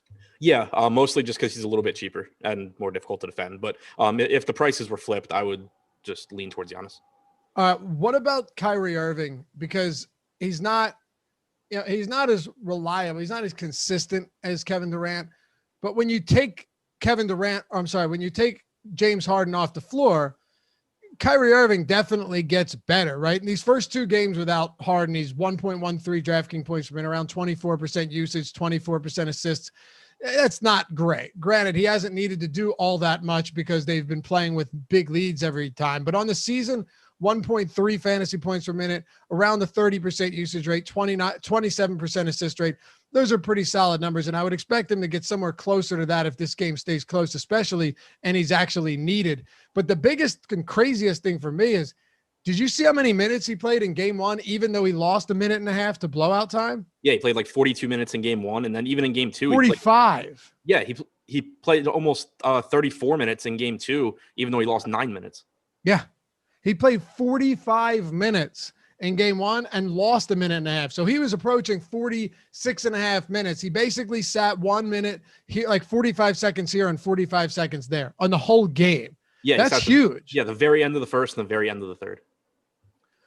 Like when I'm looking at somebody and saying, all right, maybe he's not Kevin Durant. Kevin Durant in that game played 40 minutes, would have played like 41 and a half. He had 5 fouls, but I don't believe any of those fouls were enough to put him in foul trouble. I think they were just throughout the game, like throughout the entirety of the game. Do you think Kyrie gets another 45 plus minutes in this game? I don't know about 45. I think he tops 40. Again, he played 45 in that first game. He was on pace for 42 last game. I think that you can pretty comfortably expect him to get over 40 minutes if this game's competitive. Well, if that's the case, we have to talk about him at least a little bit here. I know you have Giannis. I know you have Kevin Durant. There are a lot of good players on this slate. Donovan Mitchell being another one with Mike Conley ruled out. Paul George at a price point that I think is pretty reasonable. Kyrie or Kawhi Leonard's tough, especially on Kawhi Leonard's more expensive than Durant on Fanduel. Like, that's just ridiculous. Yeah, so that's insane. I don't really, by $300. I don't really see myself getting there all that often. But where does Kyrie Irving slot in among the other high priced players? I think that he's still a really good option. I think I would rather go Durant than Irving. I think the pricing is close enough. But you are getting a pretty big discount, especially from like Irving to Giannis. And I think I prefer Irving to George and Kawhi. The real question, I think, and where it's really close for me, is Irving versus Donovan Mitchell or with Conley out, because I think that, Mitchell, of course, gets a bump just like Irving gets a bump without Harden. So those two, it's really close. I think I would, in tournaments, just lean toward the lower owned one, which right now on DraftKings, we have Irving at 34%. We have Mitchell at 32%, so that's not really helping out a lot. Mitchell is a little bit less expensive, so I think it kind of just depends which I had, what I can afford in my lineup. But I think that Irving really should be a little bit more expensive just based on his playing time and the fact that he has averaged 1.3 fantasy points per minute in these games without Harden and with Durant active. Someone asked, where is it? I lost. Did someone throw a flashbang into Adam's room? Yeah, I laughed at that one. That's from Ray. Jordan's is pretty funny too. He said Adam got a Ford F-150 headlight for his lighting today. Jordan doesn't get to make fun of my lighting because I'm using the light that he sent me. I think it's your computer. I think it's your monitor. It's a combination of the monitor and I'm using the ring light, which normally I don't use. But yesterday, because it was so dark, I decided to get more lights for today. And now it's just like glow in the dark. I'm using 2 ring lights. Yeah, I don't know. Mine's like closer to me and I'm also whiter than you. Do you have your blind? Well, that's also because, yeah, you are. Do you have your blinds shut? Yeah. Do you have an overhead light on? Yeah. Turn your overhead light off. Just go ahead. Give it a shot. Just go ahead. I mean, it's on like the other side of my apartment. Yeah, but then you won't look like a ghost. It's the overhead light, man. Is it? I'm telling you. All right, I'll be right back. That's the difference. Give it a shot. If I'm wrong, I'm wrong. I can accept it. It won't work. It's just usually creates more shadows with it on. F-150 headlights. That was solid. Let's see if it makes any difference here. It might just make him whiter. Now I just look weird. But the background looks better. The overall lighting looks a lot better, right? Yeah, the overall Jordan? lighting looks better. Now my face is like yellow. Yeah, I mean, I don't think it looks any worse. So we need to get you a little backlighting. Then I actually don't know what's going on with that, but that's okay. I won't bore people with that any longer. Do we get past Irving, or are we just straight lighting talk here? I think got past Irving, and then we got onto the lighting. Now he can't get back up because it's so far away. Blake Griffin's an interesting one to me. And I actually, Adam, I have a wild long shot bet on Blake Griffin. I'm talking like, less than half a unit. But if you wanted to have some fun with betting, I know these bets aren't plus EV, so bear with me here. But sometimes you have a little enjoyment in your life, right? You guys play tournaments, and tournaments aren't winning all the time. Blake Griffin's plus 345 to double-double. Yesterday, I found this after the show. My apologies. But Chris Paul was plus 130 to double-double, which was just seemed wrong. And it made me think about when Adam said that maybe they're still factoring injury into this, which is certainly possible. Oh, there you go. What'd you do? Did that help? What'd you do? Yeah. Oh, I turned down the ring light. Oh, you had it all the way up? It wasn't all the way up, but it was, I guess. That looks way better. Yeah, now it's just my monitor glowing on that side, but I can probably turn that down too. I don't know how. It looks fine. You look fine now. But yeah, Blake Griffin plus 345 to double-double. Let me just throw this at you real quick, Adam. So Griffin, in the 2 games that he's been getting run in this series, averaging 16 rebound chances per game. Last game, he was on pace to play another 33 minutes. And if that game doesn't blow out, he probably does. Played 19 minutes in the first half of game 1, around 17 minutes in the first half of game 2. I know his usage hasn't been particularly high at all, but double-double is very possible. But if you don't like that, if you don't want to if you're not a big risk taker, if you're risk averse, Blake Griffin over 6.5 rebounds. He's averaging 16.5 rebound chances per game. And he only played 26 minutes last game. So I really like that. What do you think for fantasy purposes about Griffin tonight? Probably going to repeat a lot of stuff you said because I was just screwed with my lighting and not listening. But that's okay. Yeah, I still like Blake Griffin. I mean, the salary didn't really come up. He's 4,800 still on DraftKings. He's playing big minutes. Played 35 minutes in the first game. Last game he played 26 minutes, but again, he subbed out early because of blowouts and also potentially fouls. But he's also looking good. And you and I talked about it before game 1, that this season, whenever he's played without Harden on the floor since joining the Nets, he's actually produced at a good rate, over a fantasy point per minute overall. And even if you put Durant and Kyrie on the floor, he's like 0.94 fantasy points per minute. So you're getting a lot of playing time. It looks like a healthy Blake Griffin. He had that big put back dunk the other day. That was something that until recently we didn't even know he could still do. It was the running joke, how many games it had been since Blake Griffin dunked. So I think that the salary is just really too cheap, given the fact that he's done a pretty good job on Giannis. It's apparent that the Nets are looking to use him to defend Giannis, and he's done a pretty good job. So there's no real reason to think that he's going to lose minutes there as long as he can stay out of foul trouble. I like him a lot. I like the over bets on him, and I like him for DFS. He's 4,800 on DraftKings, man. How many minutes are you projecting him for? Griffin? Yeah. 32, 33. Okay. Yeah. If you get 32, 33, you're feeling pretty good. Can I just got to mention CW89's comment real quick, because this made me laugh. Turn off your lights and make it look like you're an anonymous source who gave information in a gang documentary. Use a voice masker too. Yeah, I saw that one. I was laughing. Pretty good stuff. We do. Freddie says such good people in this chat. I love seeing it. Love is love. Depends what day you're here, Freddie. But for the most part, yes, this is a fun chat. And I would like to say that mostly good people in here as well. Now hit that thumbs up after that compliment. All right. Joe Harris, Bruce Brown, Mike James, run down the list here. And then we'll talk about Nick Claxton. Sounds crazy, I know, but the center position is so ugly on FanDuel that I think we at least have to touch on it. What do you think about Bruce Brown and Mike James here? If they get a little bit of overlapping minutes, they could both play solid run. I don't necessarily know who would have closed last game. James closed game 1, but he was playing really well. I think Bruce Brown could have easily closed game 2 and gotten well above 30 minutes, but that's still a question mark. Yeah, so I think that you can still look to both guys. I still feel a little bit better about Bruce Brown's minutes just because I'm assuming he's going to start again. He played 26 minutes, not including the garbage time last time out. And during the regular season, he averaged 28 minutes in the starts that he made without Harden and with Durant. So I'm expecting you to get around 28 minutes again from Bruce Brown, give or take. And he's not a bad fantasy producer because even though he's not a high usage guy, he does rebound well. He does contribute some peripherals that help him get there. So I still think he's underpriced on Draftkings in particular. Fanduel, he's a lot more expensive, a lot more difficult to get to. And it's kind of the same story with Mike James because I'm still a little hesitant with him just because, we saw him play 30 minutes in that game where Harden was hurt. You and I talked about that there was definitely no guarantee he would see 30 minutes again in game 2. He ended up playing about 24 minutes, but even there, he played almost the entire second quarter.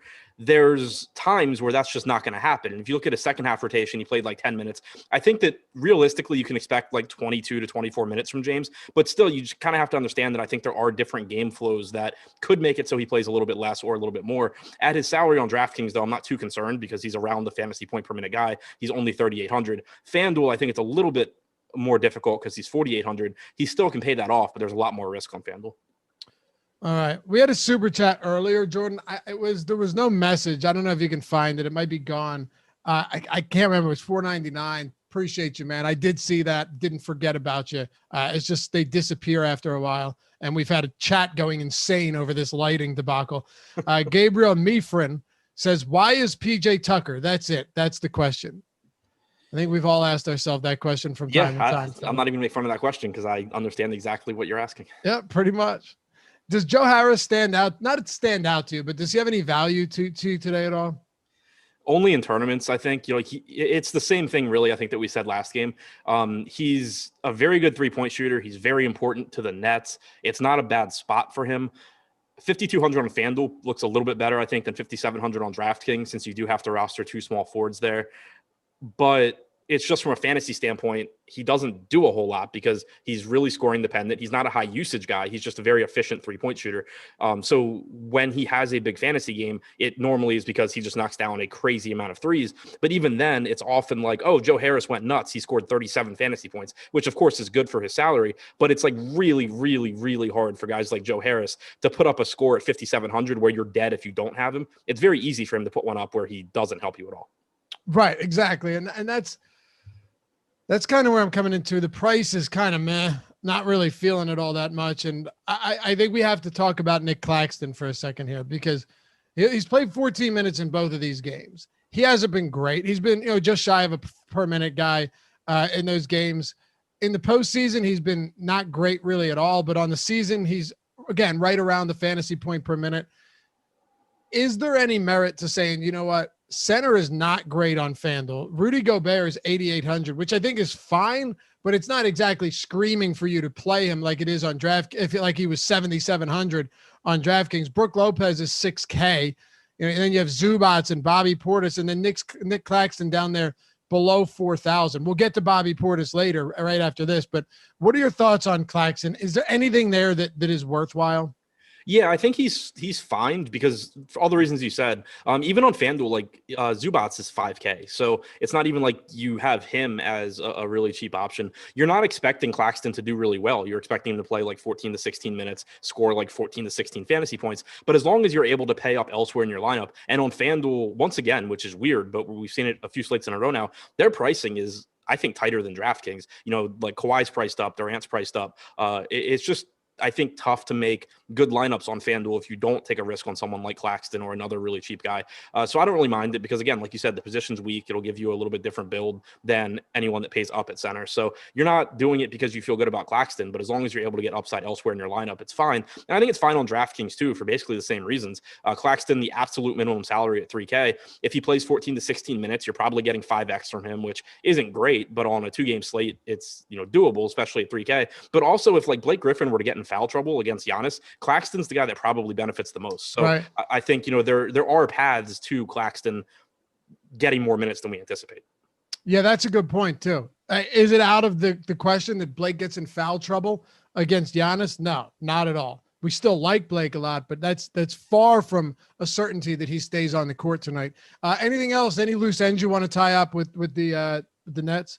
I'll just, because I'm sure people are going to ask it, and if not, they're thinking it. As far as playing Blake Griffin and Claxton together, on either site, I think it's fine, but it's the same thing we've talked about before. If I'm playing like 150 lineups, I'd want to pay attention, make sure that I'm not just like jamming in 120 lineups that have Griffin plus Claxton, because the easiest way for Claxton to hit his ceiling is probably for Griffin to play fewer minutes than we think. But they're both cheap enough where there's still a path where, you know, Claxton plays 18 minutes and gets 25 fantasy points, just has a really good game, and Griffin plays 30 minutes and scores, 32. So there's still a path there. But again, I would just want to make sure that like a disproportionate amount of my lineups don't have those two together.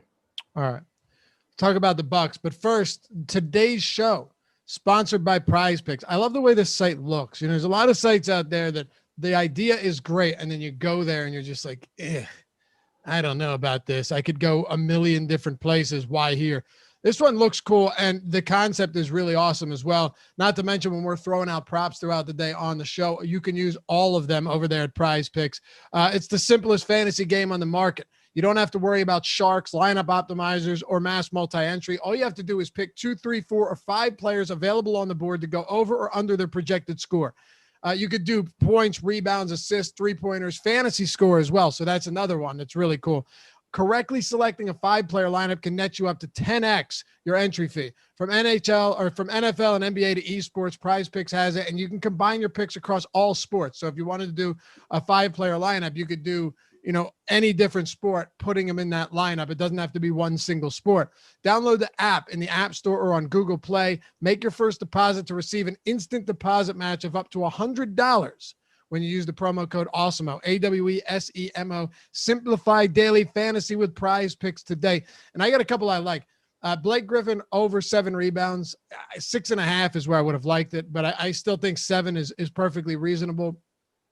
And then there was one more that I had in here that I thought was worthwhile. Let me find it. Oh yeah, Paul George over 7.5 rebounds as well. George leads the team in rebound chances in the postseason. They're running a super small starting lineup, and I think that's a good spot to hit on there. There's a few others, but actually, you look at Mitchell. Like, that's actually higher. His points total prop is higher than it is in other spots. There are a few that are actually higher. So if you were 50-50 on them, there's some good under opportunities as well. Check out PrizePicks. Go to prizepicks.com or download the app in the App Store or on Google Play. All right.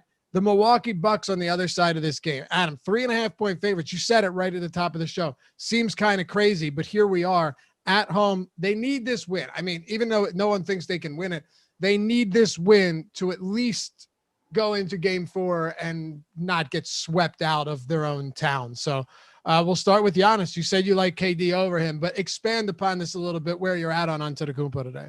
I think he's still a really good play. He has arguably the highest upside on the slate. He's still really, really good. In the 2 games against the Nets, he struggled a bit, 1.48 DraftKings points per minute, but that's still what Kevin Durant produces on average. So it's not like that's, drastically behind Durant. The reason I give Durant the edge is that I think Durant is likely to play a couple more minutes. We've just seen, and it's stupid. I mean, Budenholzer should be playing Giannis and the starters more than he is, but you're seeing the Nets just give more minutes to guys like Irving and Durant than Budenholzer has been giving to Holiday and to Giannis. So I think that works in Durant's favor when you're trying to, kind of break the tie between the two. I think that the fact Durant's a little bit cheaper works in his favor as well. So that's why I say, I'd give the edge to Durant, but I still, if I can get to Giannis, that's great. And also Giannis is projected to be the highest owned guy on the slate on DraftKings, 7.5 points higher than Durant. So, another reason I think to favor Durant is the ownership. So again, I think it's really close. Giannis still really good, certainly capable of going out there and giving you 60+ fantasy points. I just feel a little bit better about the Bucks' inability to stop Durant than I do about Giannis being able to put up a big game on the Nets. This is a really tough one for me, because when I look over the first 2 games, there's a lot of things in Giannis that I see that make me not worried. Like, he's shooting fine. The free throws suck. And like we said, the 3-point shooting isn't something that's going to make me very happy, but I still don't think their interior defense is elite enough to hold him down. there's a lot of things that go into Giannis versus KD today. And if you're saying that you think KD is just harder to stop, I totally get it. How much of this, though, has to do with the fact that, like, how much is Giannis affected when the rest of this team is bricking up every shot they're taking from the perimeter or beyond the arc? I mean, I think he's affected because you're converting fewer assists, and it's also making it so the Nets don't even have to consider changing their defensive strategy because the Bucks aren't making them pay. So, yeah, it's, again, and I agree with everything you're saying. I'm not advocating like super hard for Kevin Durant over Giannis. I think if you disagree with me, I have really no argument. It's just like I slightly prefer the cheaper guy. Yeah, and I get it. The only thing for me in a spot like this would be the one thing, right? Is like, does Kevin Durant have an absurd ceiling? Yeah, for sure. But Giannis has that 40, 19, and 9 with 4 block and 3 steal potential in 35 minutes. So, I'm not saying KD can't put up some big games, grab some peripherals, some stocks as well. But I think when it comes to Giannis, it's very much possible that he could do that tonight. Now, does he play less minutes than KD? I don't know. I have Giannis playing 40 tonight. So I have trouble giving Budenholzer that much credit. Dude, what do you think he plays? I mean, like 38 to 40. I think Durant plays like 40 to 44. Yeah, you might be right. You're probably all right that Durant still plays more minutes than Giannis. Yeah, I mean, that's kind of the thing. I'm not saying I think Giannis plays like 35 minutes or anything like that. I think Giannis plays more, plays a lot of minutes. I just think that if this game comes down to the wire, Irving and Durant probably play more than everyone on the Bucks. Yeah. And the funny thing is, it's not even the fact that Budenholzer wasn't giving these guys enough minutes that they got shit on in Brooklyn.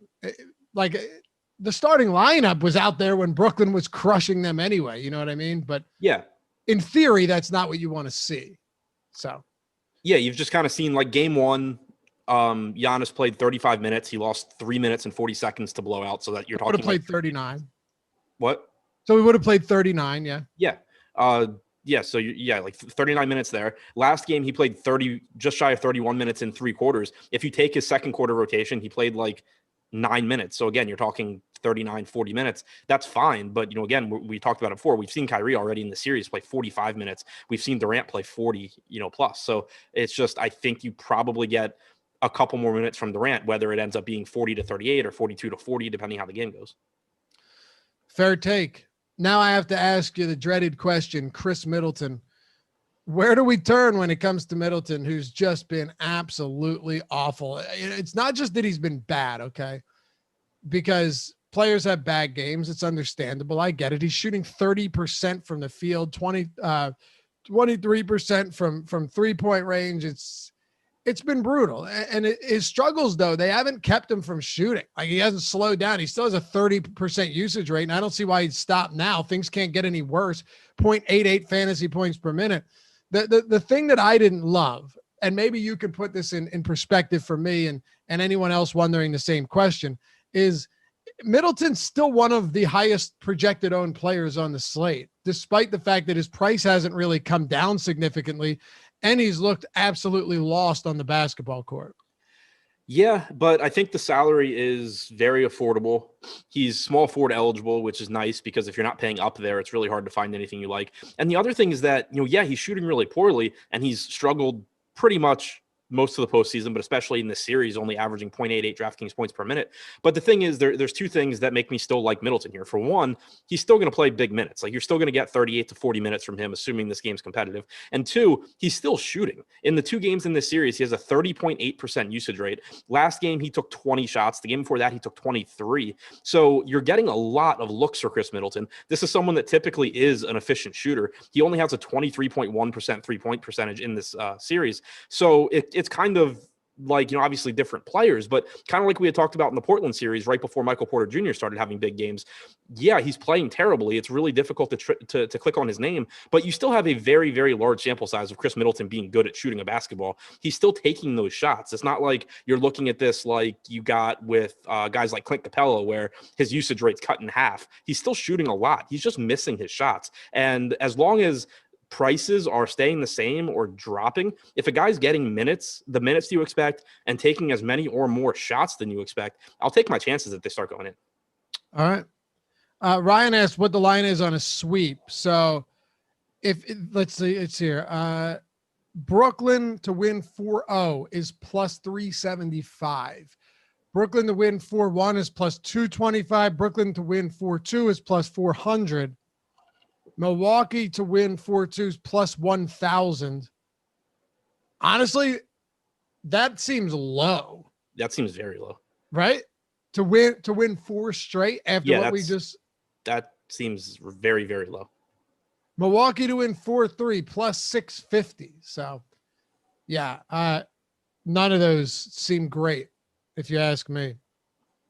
Actually, in all seriousness, the one that looks the best, what I would say, is Brooklyn to win 4-1, 4-2. I don't think they sweep. What was 4-0, like 350, and 4-1 was 4-0's 375, 4-1's 225. Yeah. I don't love 225, but plus 400, 4-2. None of them seem great, to be honest with you. Do you like Drew Holiday today? He hasn't exactly stepped up to the plate either. He praised upon him all season. Like, man, what an upgrade. What an upgrade to Eric Bledsoe. And it's not exactly like Drew has been a game changer early on. Yeah, he's produced at about the same rate as Middleton so far in this series. The usage rate is 10 points lower than Middleton's. He has a 19% assist percentage. So I do think I'd give the slight edge to Middleton just based on what we've seen in the first 2 games of the series as far as opportunities go. During the regular season, in games where Middleton, Holiday, and Giannis were all active, Holiday produced at a slightly higher per minute rate than Middleton. But again, just based on the number of on the shot volume that Middleton's gotten through the first 2 games of the series, I give the slight edge to him. But I still think Drew is a little bit underpriced in terms of both median projection and ceiling, because I just think it's a situation where the salary is a little bit depressed because you haven't seen him play full minutes yet in this series. You haven't seen him really have a good game yet. I think that it's leaving a little bit more reward than risk at this price. Thanks for the super chat. Ryan Langley, he says, gents, thanks for all you do. I'm in a rubber match on Fanduel to win the trip to Miami for Fantasy, Fantasea. Any thoughts on strategy against 4 others? That's a good question, Adam. Some people play 5-mans. I'm assuming there's 5 people in this. And any strategy for something like that tonight? Anything you do different? Do you get cute? What do you think? So if you're, I don't know how much you play, but if you're familiar with names, it does kind of depend, I think, on if you're playing against if you're playing against people you recognize or not.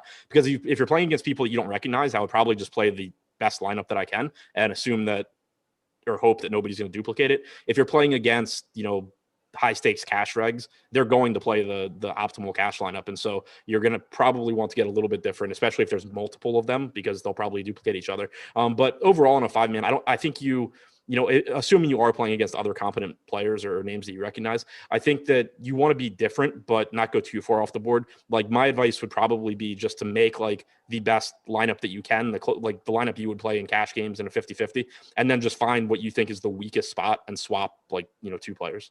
All right. Well, thanks, man. Appreciate that super chat. Good luck. Also good luck, because that's a pretty fun trip. Is it? You been there? Yeah. I went as a +1 a couple of years ago. It was fun. The TVs went out on the yacht, which wasn't great. We ended up staying out on the water for an extra 2 hours, which also wasn't great. The models kind of thought they'd been kidnapped, but overall it was a good time. Is that the one where the guy thought he won and yep. And no one could get connection, and then found out that he lost $500,000 on it? Yeah, my buddy jumped from second place to first place, or third place to first place. Yeah. We were on the boat and we didn't have connection. We thought that, or we thought he'd won. And there was a stat correction, I think, as we were getting off the boat. And so by the time we got back to the bar, it was oh, by the way, you didn't win. He did win. That's so brutal, man. Yeah. Oh God. And what was first place? Do you remember? 250, maybe 500. I want to say 250. But it was a significant drop from one. Yeah, I'm pretty sure it was a 6-figure drop. Oh, awful. Do you think that Brook Lopez is someone we should be looking at today? 4,600 on DraftKings isn't bad, but I do think it's a little different on DraftKings because Giannis is center eligible. Even Bobby Portis, we can talk about, center eligible.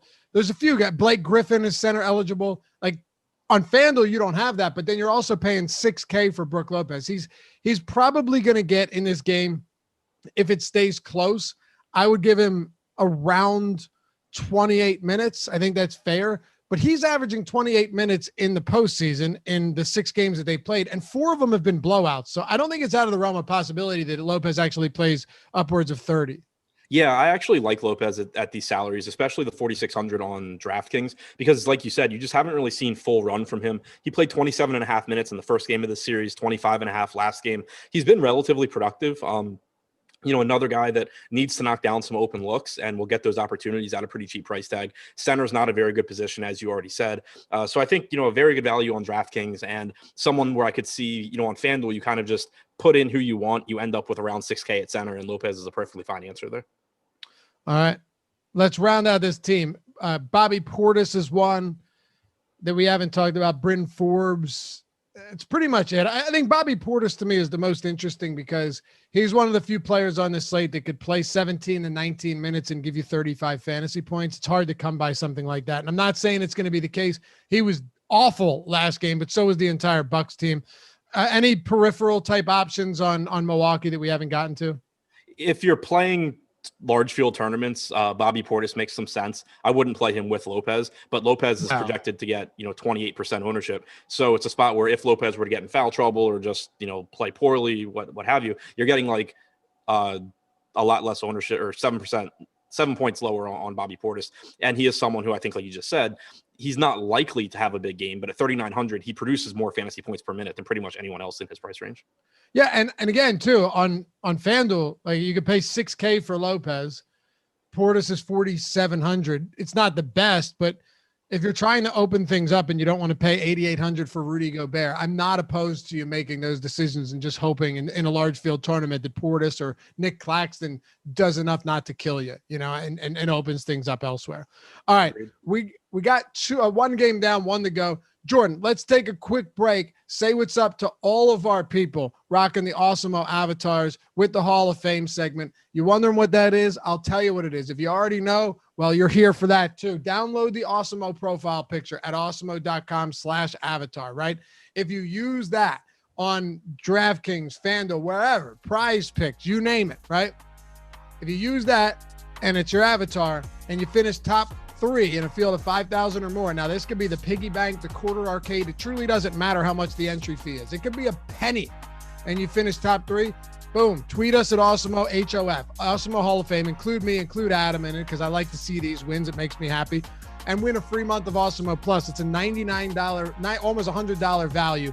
Ownership projections, player projections, top stack tool, boom bust tool, top pitchers tool for all sports, right? Like UFC, UFC, NASCAR, PGA, hockey, football, baseball, basketball, League of Legends, Counter-Strike, whatever it is. If they have contests for it, we have content. And it's not just articles. We got all of the tools built by the #1 ranked DFS player out there, Alex Baker himself. Awesemo, you know him.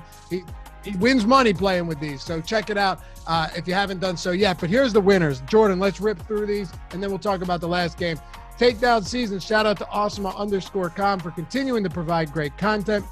Right there, that's a big win. What is that, 13K and 7K? Yeah, that's huge right there. Congrats, man. To Nadim, that's a big win. I love to see that. Next up on the list, you've got Steven Green. Oh, I'm a Tulsa dog. That's our boy. Trying this again because I have my account locked. Thanks for all the DFS advice you guys provide. It's much appreciated. Jordan Klein, here you go, brother. Nice work, man. Love to see our friends here get those W's. Kilo Whiskey, first tweet ever. Finally bit the bullet and joined Twitter to fire this off to Awesemo Hall of Fame. Can't thank the entire Awesemo crew enough. Stop guessing, started winning. $2,000. Love to see it.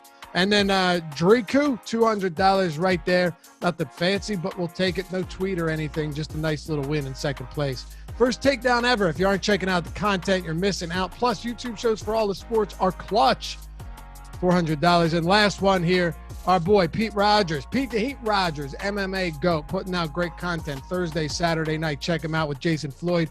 $2,000, splitting that with another $2,000. Pete the Heat MMA splitting first with himself. Go to awesemo.com/avatar, download it, win some money, and get a free subscription while you're at it at Awesemo Hall of Fame. HOF, hit us with that tweet. All right, Adam, LA Clippers and Utah Jazz.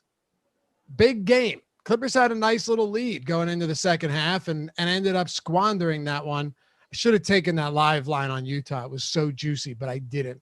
Anyway, talk to me about Kawhi Leonard first at his current price points, because I think it's pretty prohibitive, at least on FanDuel.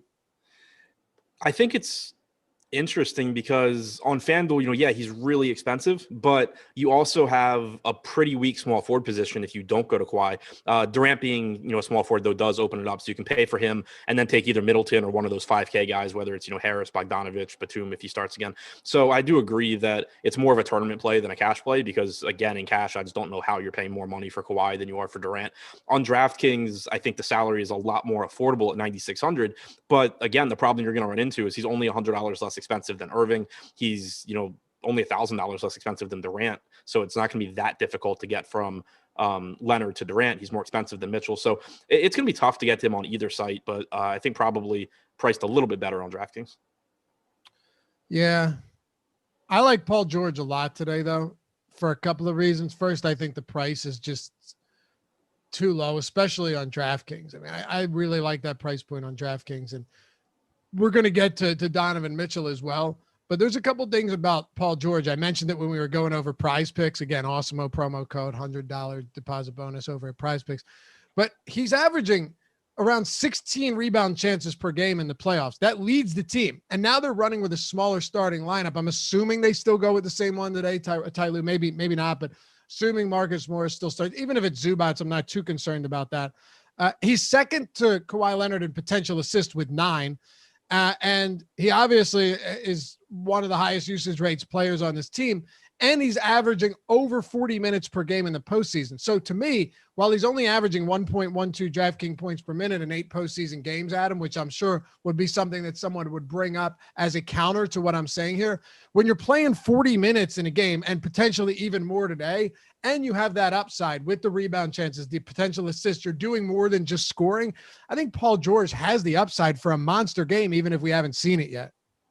Yeah, I think it's too cheap of a price for George. I think I wouldn't say he's like a first guy in or anything like that, because I do think that he's only $400 less on DraftKings than Donovan Mitchell is, who obviously we'll talk about on the other side of this game. But like you said, he's averaging 40.3 minutes per game in the postseason, even though he has struggled a little bit in terms of fantasy production compared to the regular season. 1.14 DraftKings points per minute, if you're going to play 40 minutes, is still good. Right. And he's going to get a lot of opportunities, and he's playing big minutes. So, I just think it's a little bit too cheap of a salary. He's someone where, I think he's a very good play at that price. I think it's going to be a lot easier to get to George than it is to Kawhi. How easy is it to get to guys like Marcus Morris, who pretty wild range, a pretty big range of outcomes for somebody like Morris, right? Because like he'll have some big games and then he'll play 33 minutes last game and shoot 4 for 14 and just completely fall off. But I look at that and I say, well, he played 33 minutes. He still got 14 shots up. He still took 9 threes. Yeah, he's still getting the opportunities. He's still cheap. And the inconsistency there does typically keep his ownership down a bit. So I don't mind going there in tournaments. I think there's probably going to be, he's probably not going to really be needed in cash today. Like you have Lopez at a similar price point. You have Blake Griffin at a similar price point. I would go to both of those guys in cash before I go to Morris. You have Bruce Brown on DraftKings at a similar price point. I feel a little bit better about him, especially because he's a little bit cheaper. So I doubt that I get there in cash, but I do think that he's another example of someone that if he had shot well last game would probably be getting a lot of ownership today. But because he didn't, he's not going to get as much ownership, and he's in the exact same role. So I think it's a good spot or a good play to go to in tournaments, but someone that'll be tough to get into, cash or my first lineup. Bulldog CWB. I can assure you that's not the real Chipotle addict that is hitting your DMs if you post your wins on Twitter. Definitely is not. I can promise you he's not hitting people up on their wins and has no need to. It's very likely somebody impersonating Chipotle addict. Yeah, there's a few of those.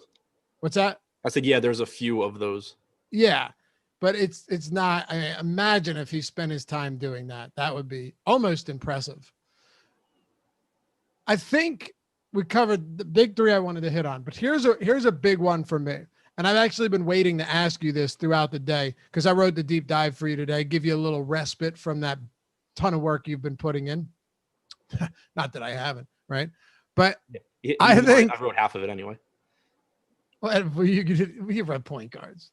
Yeah, I also wrote Donovan Mitchell. So not that I used those, even though we probably have the same players in there. It doesn't make a difference. Rajon Rondo is pulling like 21% projected ownership on DraftKings, and Reggie Jackson's at like 13%.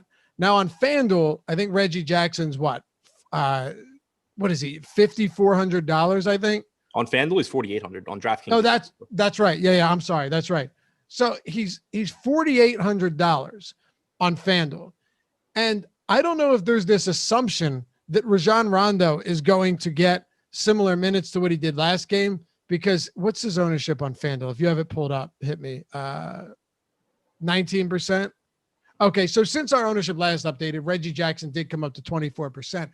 But Reggie Jackson was in massive foul trouble all game and fouled out after 17 minutes.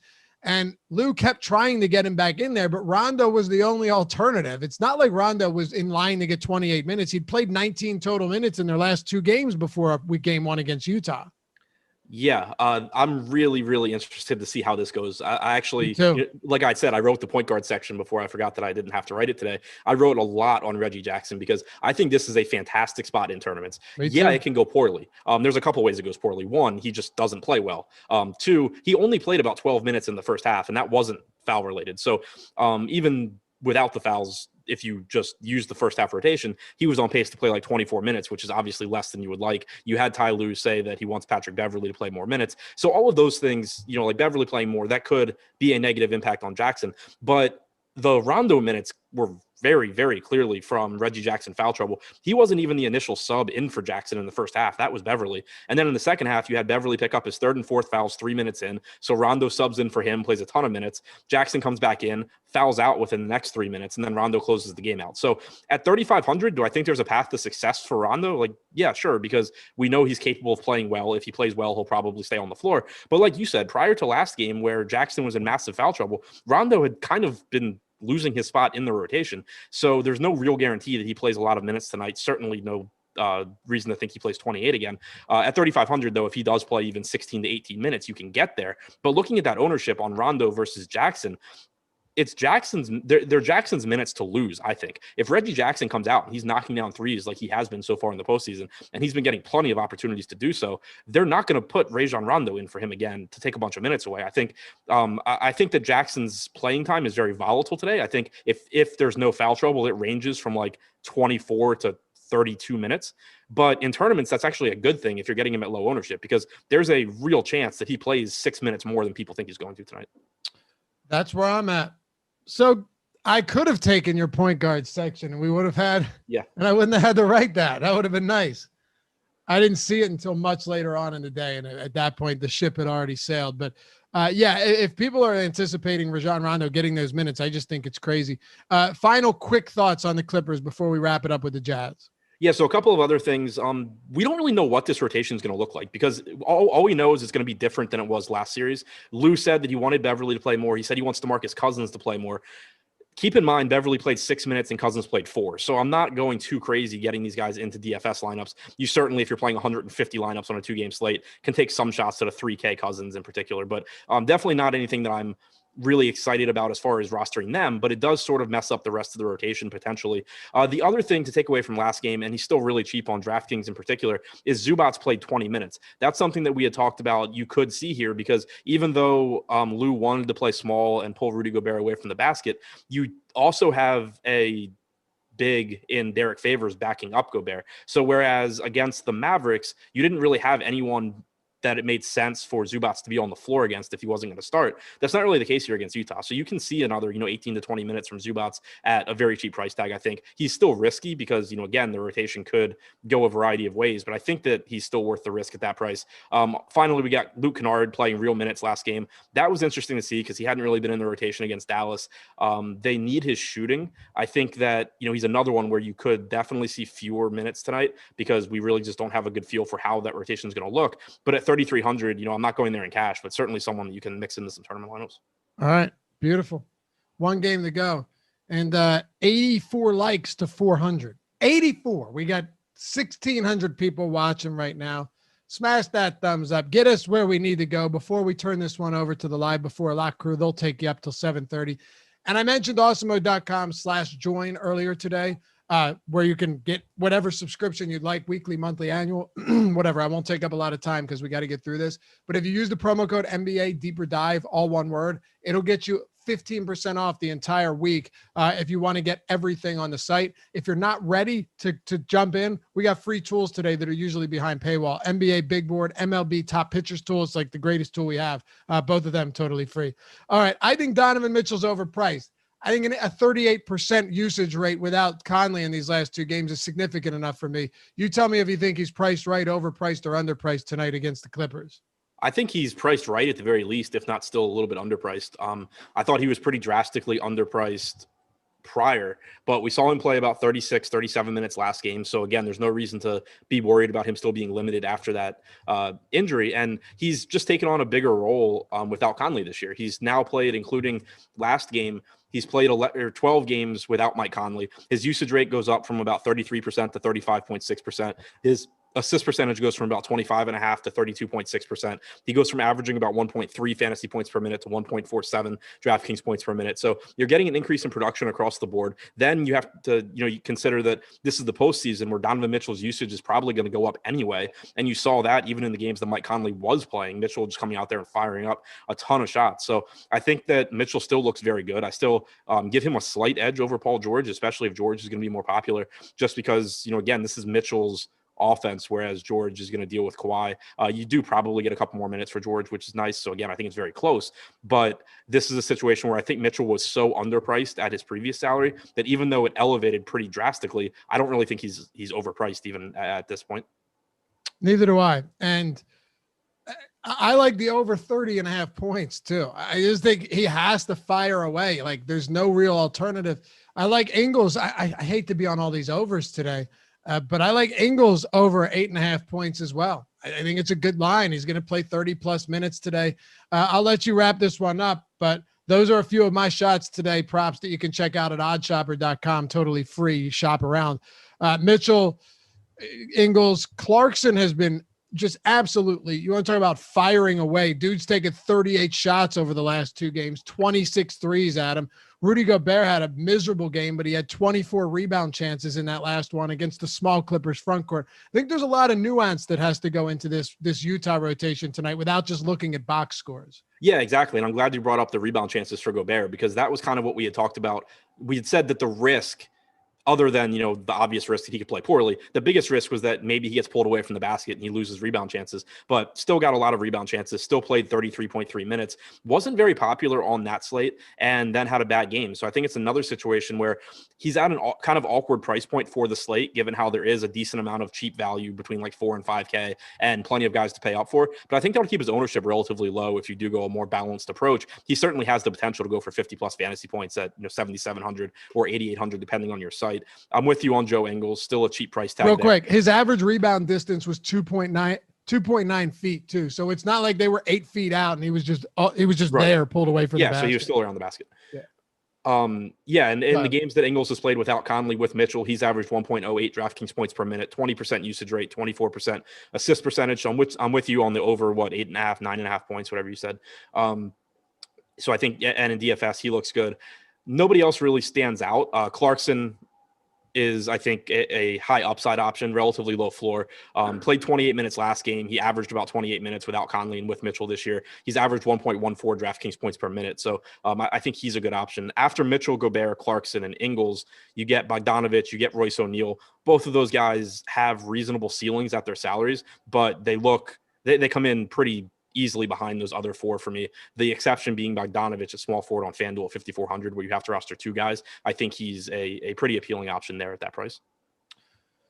All right. We'll wrap it up with this, unless there's anything else for Utah. Top high-end option we know is Kevin Durant. Who is your favorite lower-end option? You have Marcus Morris, I think, is in a great spot, just given that people, like you said, are shying away from him after some bad games. Reggie Jackson, you could be looking at a similar situation there. Brook Lopez is pretty cheap on DraftKings. There are a decent amount of value plays, maybe not dirt cheap value plays today outside of Mike James, but any that you really, really like tonight? Blake Griffin. That's a good one. Yeah. Blake has got to be up there. Blake, Jackson, Morris, James. There's more value on this slate than there's been in a while, at least on DraftKings. So we'll see you back here very shortly on the deeper dive, but don't go anywhere. Live Before Lock is coming up right now. We got Josh Engleman. You got Greg Ehrenberg. Josh doesn't have to stay up till 9:30. So that's a plus for him, not for me. We'll see you back here on the next one. Check out PrizePicks. Use that promo code Awesemo. Get $100 when you sign up and deposit. And we'll see you tomorrow to close out the work week on the deeper dive. Peace. Good luck tonight, guys.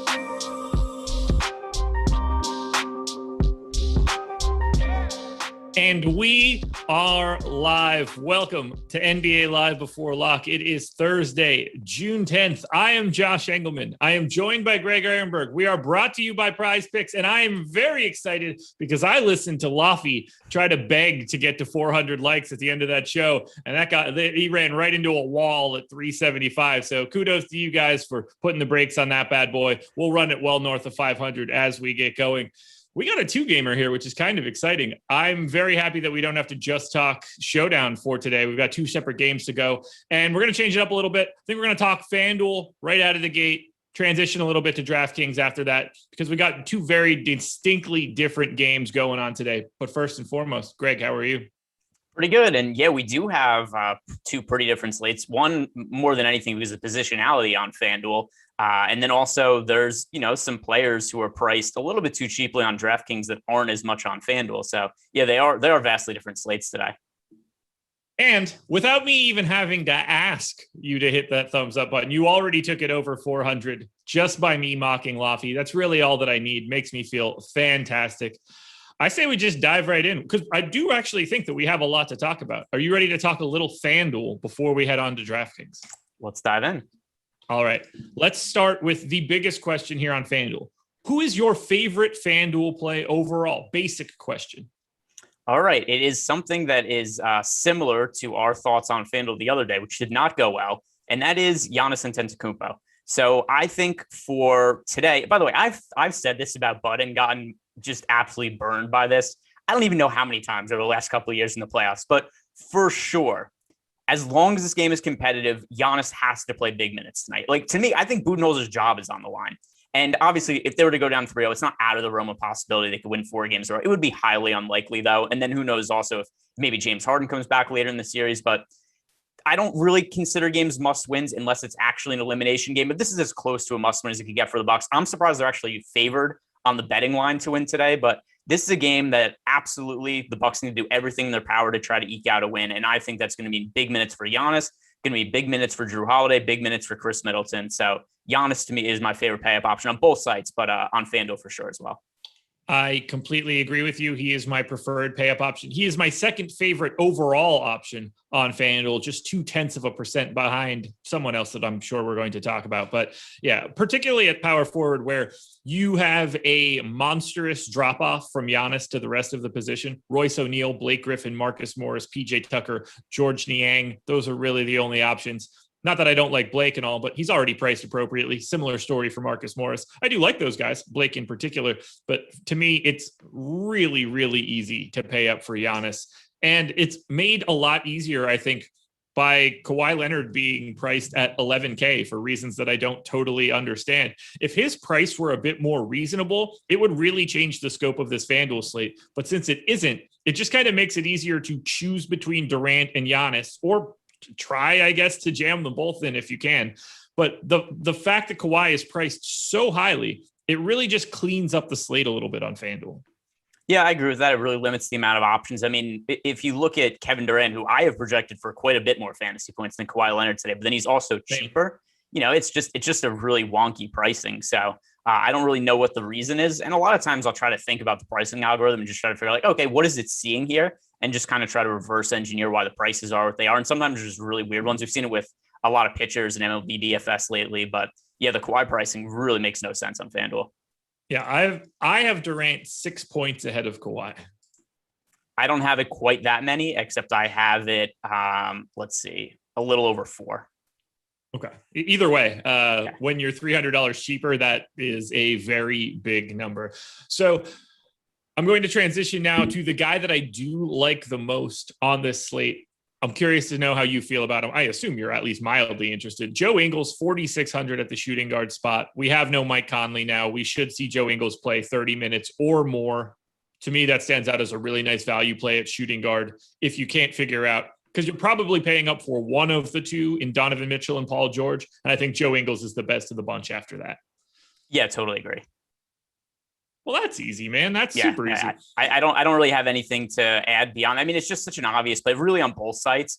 But actually, probably even more so obvious on DraftKings than FanDuel, just because of the flexibility with positions, and then the ability to play, multiple of the guys in that position. Where FanDuel, I think you could reasonably say to play Donovan Mitchell and Paul George together. But yet still, FanDuel, I consider Joe Ingles to be the best value play. I consider him to be the best value play on DraftKings as well. But FanDuel, if you look at his numbers overall for the year as a starter, and once again, assuming he starts today, there's no Mike Conley in the lineup. And as a starter this year, 31 minutes per game, right around 30 fantasy points for Joe Ingles. The price is too cheap. I completely agree. Let's take a look at the center spot. We've got Gobert at the top of the heap, 8,800. We've got Brook Lopez at 6K. And then everybody else at this position is kind of a question mark in terms of how much are they actually out on the floor. Who is your favorite center for today on FanDuel? Well, there's so many weird things that are going to be going on with the minutes for some of these guys. Like Zubats, I think is such a wide range of outcomes. Like DeMarcus Cousins oddly entered the lineup last time out. Not that I have DeMarcus Cousins in play or anything, but if DeMarcus Cousins is going to play 6 minutes or something like that, that really does impact the usage and some of the minutes for some of the other guys on the Clippers. I think there's so much variation in the Clippers rotation because it was just so weird. It was so far from what I would have expected in game one. Part of it was Reggie Jackson fouled out, but anyway, so Ivica Zubats, at least at his current ownership, 5%. I think that's a number worth being overweight to the field on. I wouldn't call him my favorite overall center play, but relative to ownership, he is my favorite. But just in terms of who I think warrants the most exposure to is Rudy Gobert. Interesting. I actually think that it's Brook Lopez at 6K. And a lot of it just has to do with that extra 2,800 where I do want to pay up for Giannis pretty aggressively. You've got Kawhi Leonard and Kevin Durant at small forward, both in the 5-figure prices. You've got the 2 9K guys at shooting guard. You've got Kyrie plus Drew Holiday at point guard. When I look at Rudy Gobert at 8,800, I would rather have Drew Holiday at 8,200. I probably have to get to one of those 2 pay up shooting guards. And I think I'm just running out of salary. So that's causing me to prefer Brook Lopez to Rudy Gobert right now. I'm actually getting more Nick Claxton at center on FanDuel than I am Rudy Gobert. Hey, I mean, like we liked Nick Claxton the other day, right? And the minutes just weren't really there for him. He only played 14 minutes. He's played 14 minutes in each of the first 2 games of the series. They've also been blowouts. Surprisingly, wasn't getting all of the blowout run. He got some of it, but then they also brought in Reggie. What's his name? Evans. Reggie Evans. Yeah. So they were bringing. No, that's not who it is. It is. It's not Reggie Perry. Reggie Perry. All right. Yeah. Now I knew it wasn't. Yeah, I knew it wasn't Reggie Evans. Reggie Evans was the dude who used to average like 2 points and 14 rebounds per game. They had so Reggie Perry, the other young big man, they brought him in. He actually played garbage time over Claxton. Yeah, more or less. But to me, it's still the fact that they went to somebody else in garbage time over Nick Claxton. It did hurt his playing time a little bit last game. But I was hoping that we'd see a little bit more potential for upside minutes for Claxton. It just doesn't seem to be there. So I think the way that Claxton ends up in the optimal lineup, I don't think he has all that much upside. It's just if maybe Rudy Gobert scores 40 fantasy points, Brook Lopez scores like 25, Zubac scores 20, then maybe Claxton scores 10 to 15, ends up in the optimal lineup just because he's the cheapest center that doesn't have a bad game. Anybody on FanDuel that you're looking at right now that's picking up more ownership than you really think they should be? Let's see. Let me scroll through all of the positions. Royce O'Neal is one that stands out to me. The price is just so exorbitant for him at 5,800, and he's picking up over 20% ownership. That's a little rich for me because personally, I have Blake Griffin project for more fantasy points at a cheaper price. I have Marcus Morris project for more fantasy points at a cheaper price. And, those guys are a little more popular than Royce O'Neal, but Royce O'Neal is still very popular at the position. So I think for me, him over 20%, that's a little too much. I have Blake ahead of him as well. I have him showing up in the optimal twice as frequently. I do have him 0.3 of a point ahead of Marcus Morris, but the $500 is pretty important. So I do prefer Morris either way. So I don't disagree with you on Royce O'Neal. The one guy that I'm a little nervous about for tonight, $9,200 Paul George. I think it's pretty easy to get to Joe Ingles. And I think to me, I would much rather just get to Donovan Mitchell over Paul George, given Mike Conley being out, at which point I'm kind of just left not wanting as much Paul George as the public right now. To me, he's sort of the most over-owned pay-up option. What are your thoughts on playoff P? Well, he's not shooting the 3-ball all that well in the playoffs. But beyond that, he's played fairly well. The one thing I'll agree with you on, though, is that Donovan Mitchell, I think that there's a little more upside in him just because he's so important to everything that Utah is doing right now. And Mike Conley off the court, the usage rate just insane for Mitchell lately over the last handful of games, 45%, 40%, 29%, and 43.3%. I find it difficult to actually project him to have around 40% usage rate, but that's where it's been as of late. And so it wouldn't shock me. So I do prefer getting to Mitchell than Paul George.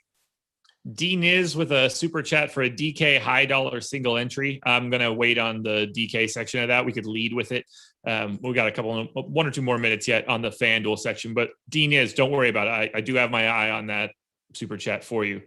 Anything else you want to touch on from the FanDuel side? Anything that's standing out to you? Anything we haven't touched on yet that you want to make sure we talk about? Well, we do have a super chat here from Freudian Slip, who said, anyone else hate it when you love your lineups too much? I had to change my pants after hitting submit because I love my lineups so much. Somebody really likes their lineups, it appears. Could you imagine spending $5 to let 1,600 people know that you just came in your pants? No, I couldn't imagine spending $1 on it either. Yeah, I don't know. I appreciate the super chat though, Freudian slip. I legitimately missed that one. Not even trying to like skip it or anything. I just didn't know it was there. So there's that, I guess. All right. Well, since we've had infinite amounts of people asking these questions, and I don't care about it at all, but I'm tired of seeing chat talk about it, even though they're going to keep doing it. Do you read into Ty Lue's comments about playing Cousins and Pat Bev more? I mean, in terms of what, right? Because it doesn't take much to play them more, right? So what does playing them more mean? But DeMarcus Cousins has basically been out of the rotation for the entirety of the playoffs. And I think he's going to be in the rotation today, but playing him more could mean 5 minutes. If he plays DeMarcus Cousins 5 minutes, that's more than he played last game. So I do think it's possible if somebody's playing, 150 lineups, if you want to throw him in a couple of them, I don't have an issue with that, but I'm personally not getting to DeMarcus Cousins tonight. I find him wildly unplayable, particularly on Fanduel, since that's the discussion. Yeah, they can give him 6 minutes, and that's a 50% increase on his previous outcome. It wouldn't, like, Beverly to me is a guy that can get back into having legitimate run at the guard spot. That one wouldn't shock me. If they have to dust off DeMarcus Cousins to play more, I don't get the sense that things are going well in a playoff series in the second round of the playoffs, no less. DeMarcus Cousins shouldn't see the floor at all in meaningful basketball any longer. That to me is a major red flag for the Clippers. Yeah, I mean, I think this is, and also there's a lot of overreactions early in the playoffs, especially like this Clippers team's already been written off, right? When they went down 2-0 against the Mavericks, everybody was just making fun of Paul George. Whereas there was already people saying, where's Kawhi going to sign in the offseason? They just came back to win the series. People forget they ever had those takes. Like, I don't think they really need to totally overhaul everything because they narrowly lost game one, a game that they were underdogs against arguably the best team in basketball in the regular season. So yeah, I don't think they really need to completely overhaul everything. DeMarcus Cousins, yeah, I do expect him to be in the rotation today. I don't expect him to go out and play, 18 minutes or anything like that. Yeah. On the Beverly side, though, it would not surprise me if they trimmed Rondo's minutes slightly. He's been pretty bad as of late. He was fully unguarded against the Jazz, unable to do anything really offensively in game one. That's a spot where I could see minutes get worked back a little bit, because I do think that Reggie Jackson gets back into the minutes that he was supposed to have if he didn't pick up 3 fouls at a time pretty promptly in game one. Anything else for Fanduel? No, I mean, while we're on the Clippers right now, because I mean, this could just be an all-encompassing thing about them. Their minutes were so wonky in game one, and a lot of it's because of what you just said. Reggie Jackson ends up fouling out in just 17 minutes and got into really early foul trouble. And I mean, then you start to see Patrick Beverly played 6 minutes. Terrence Mann played 8 minutes. He could be out of the rotation entirely today, Terrence Mann. Personally, I really like him. I think that he's a valuable player who should be in the rotation, but it's a different matchup. Given that he only played 8 minutes and it was a game that Reggie Jackson fouled out in 17 minutes, there's a chance that he won't be in the rotation today. Nick Batum only played 20 minutes last game. That was wildly different than what we saw in the opening series. Then Rajon Rondo, 28 minutes. I think he's a pretty good GPP play. It's going a little bit overlooked. I don't think he's going to get quite that many minutes because, like we said, Reggie Jackson fouled out, but there's a chance for Rondo to play significant minutes. And then there's 29 minutes going to Luke Kennard. So I have a feeling that there's going to be at least one cheap guy on the Clippers that goes off and wins somebody a GPP tonight. It's just a little hard to narrow it down because the minutes were so much different last game than what we were expecting. We got one more show coming up after this because we don't have to do this show from 8:30 to 9:30 like we did yesterday. So coming up at 8 p.m. Eastern time, MMA live before lock. Wait, Jordan, why are you giving me that eye roll right now? Oh, am I good? Am I good to continue this read now? You're making it sound like I don't actually have to promote that show after this. It made me nervous, dude. I hate that. I was scared. I thought I was reading the wrong stuff for the wrong day. MMA live before lock. Jason Floyd and Pete the Heat Rogers. We got a big UFC pay-per-view coming up this Saturday. So let's just pause that discussion right now. Who you got in the main event? I have a bet on Marvin Vettori from, I don't know, like 2 months ago now. So I think I mean, like, just more likely, I think Adesanya is more likely to win, but relative to what the odds are, I have a bet on Vettori plus 220. Interesting. I'm obviously, well, maybe not obviously, I am cheering for Israel Adesanya because I just think it's more fun if he wins. Fights mean more than they do if Marvin Vettori wins. But Marvin Vettori is some kind of crazy. Like, that dude is not connected to the earth, man. He's pretty wild, which is kind of fun. Final question for the UFC card. Does Nate Diaz have any chance? So I was reading the discussion today about how Nick is probably going to get a fight this year. Does Nate Diaz have any chance whatsoever against Leon Edwards?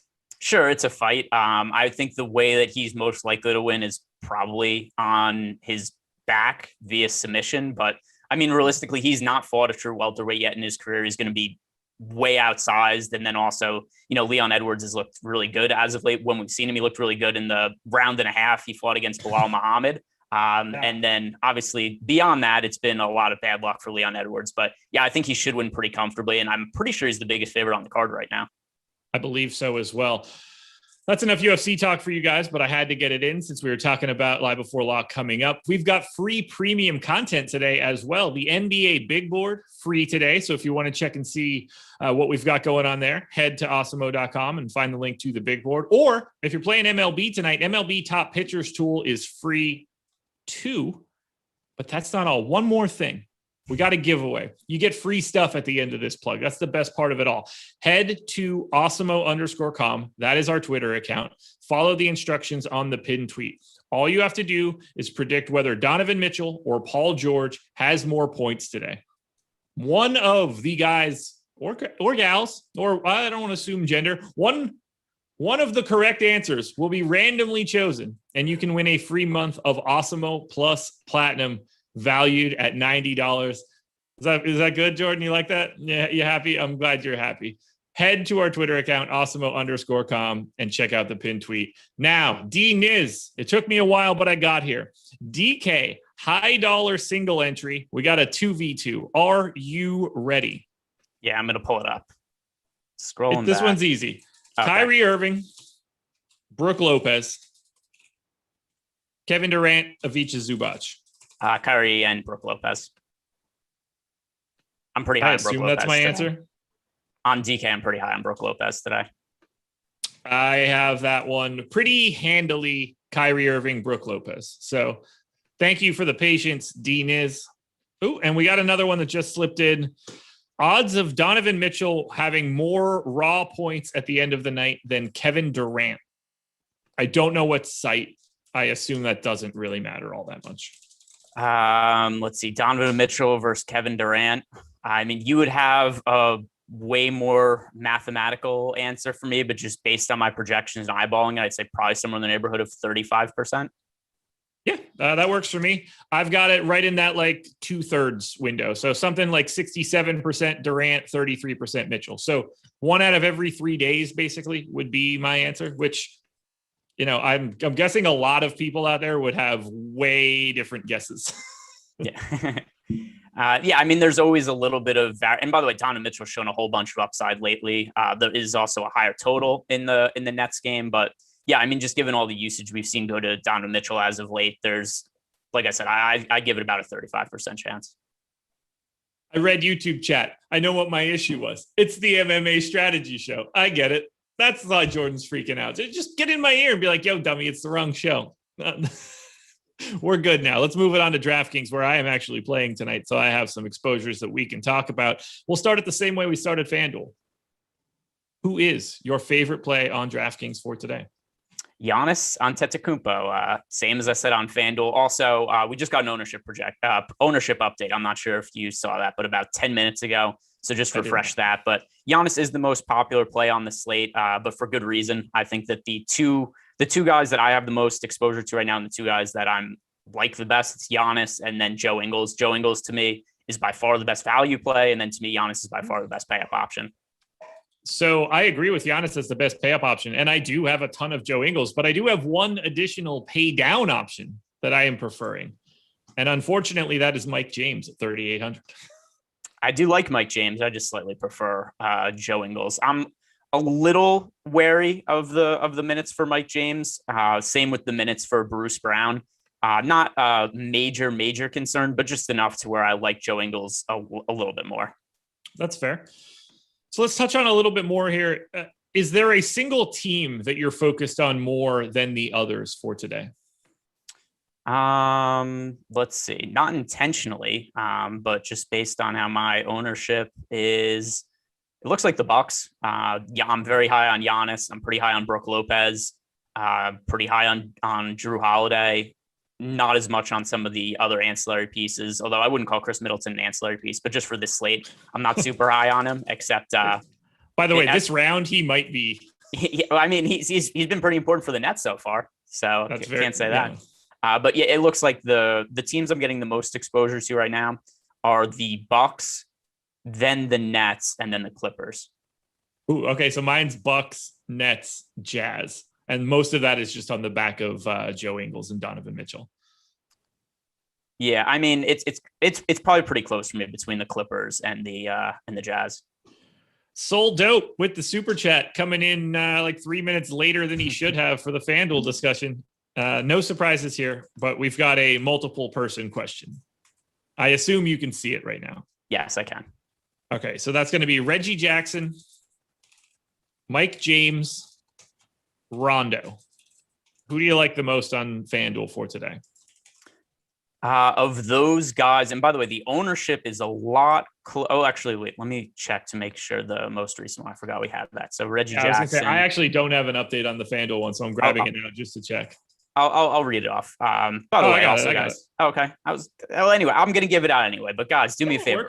Like the video, subscribe to the YouTube channel, and in return, I'm giving out some point guard ownerships here. Reggie Jackson on FanDuel, 25% projected ownership. Mike James, 29% projected ownership.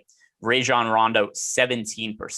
So I'm surprised that there's not a bigger gap between Mike James and those other guys. So with that in mind, Mike James, I thought this was going to be more of an ownership thing where I was going to be looking at it and say like, hey, I have Mike James projected for more fantasy points than Reggie Jackson, except I thought there was a chance that Mike James would be way more popular. But given that's not the case, Mike James. I have Mike James as the high scorer in that group 52% of the time. Reggie Jackson, 41. Rondo, a crisp 7. So that is my order in order. James, Jackson, Rondo, a distant third. All right. So we're both on the same page here with trying to get to a lot of Milwaukee. Are you doing anything specific for your lineups with regards to the 3 pay-up options? Do you have any issues having Giannis, Jrue, and Chris Middleton in the same lineup? Yes, but not because of the correlation, just because I don't think that Chris Middleton is a particularly great play on this slate. Ooh, interesting. Talk to me about that. 7,800 for Chris Middleton right now. I will say that he is my lowest of the 3 major guys, but I am at least with the field. Are you coming in lighter than the field on Middleton? Yeah, he's pretty popular, and we just haven't seen that much upside from him, especially in the playoffs. So I'm going to read off his box scores right now, and then we could try to make some sense of it. But the last time Chris Middleton truly had a ceiling game, it was how far back do we have to go? If we want to count the overtime game against Miami, where he was boosted by overtime, he scored 48 fantasy points, which, that would be nice. It's not like some crazy game. And also don't forget that was boosted by overtime. So if we take that game out of the equation, the last time Chris Middleton had over 42 fantasy points was over a month ago. It was May 2nd against the Nets. He scored 55 fantasy points in 36 minutes. And that might have been a game that Giannis was out for. No, Giannis played that game. But anyway, yeah. So it's just been so long since Chris Middleton has had big games. His usage rate's been, fairly constant. The assists haven't been there for him in a major way. He's pretty dependent on scoring, and that kind of caps his upside. We've seen a lot of games where he scores 35 to 40 fantasy points. And since it's been a month since we've seen that true ceiling, it's hard for me to think that he's a better play than all the other strong pay-up options we have today. That's fair. I don't really have anything to add. I don't have like a ton of him. We've got like Paul George is $700 more expensive than him. I would rather have Chris Middleton in that scenario. Rudy Gobert is $100 cheaper.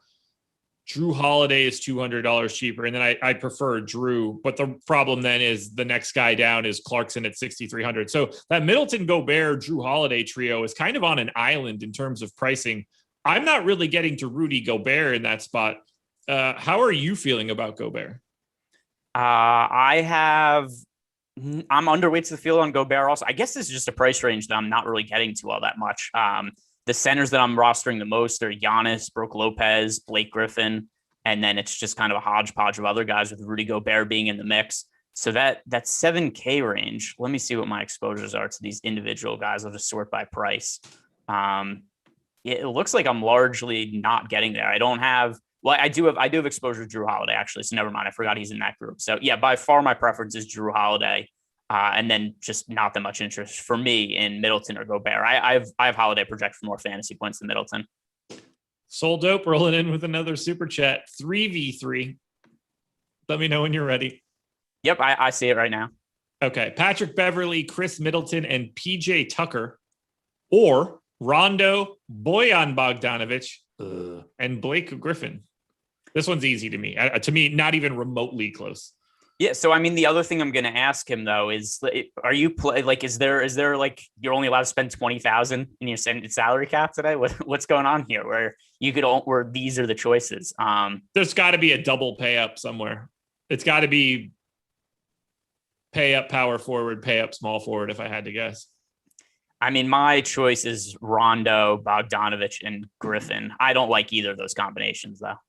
Yeah, I have the Rondo, Bojan, Blake combo outscoring the other group 75% of the time. To me, and they're also picking up 100% of aggregate ownership in comparison to 69 for the other group, which is nice. So I definitely prefer the second group. Anybody else you want to touch on the Draftkings side? Who are some of the other guys that you're getting pretty well north of the field? By the way, your haircut is for some reason, whenever any of us get a haircut, we have an audience of basically all men that are playing fantasy sports, all men and obsessed with whatever we look like all the time. But yeah, Josh's haircut, which by the way, largely getting positive reviews. Nobody's pointed out that you look like the guy who replaced Steve on Blue's Clues yet. But yeah, I mean, listen, it's the people are loving the haircut. Well, I appreciate the people that are loving the haircut because you know who didn't love the haircut? That would be my wife. Yeah, she gave me the stank eye the moment I walked in the door. I was like, I don't even have to ask now. You're wearing that review on your face. And then she specifically told me that I can't go there anymore.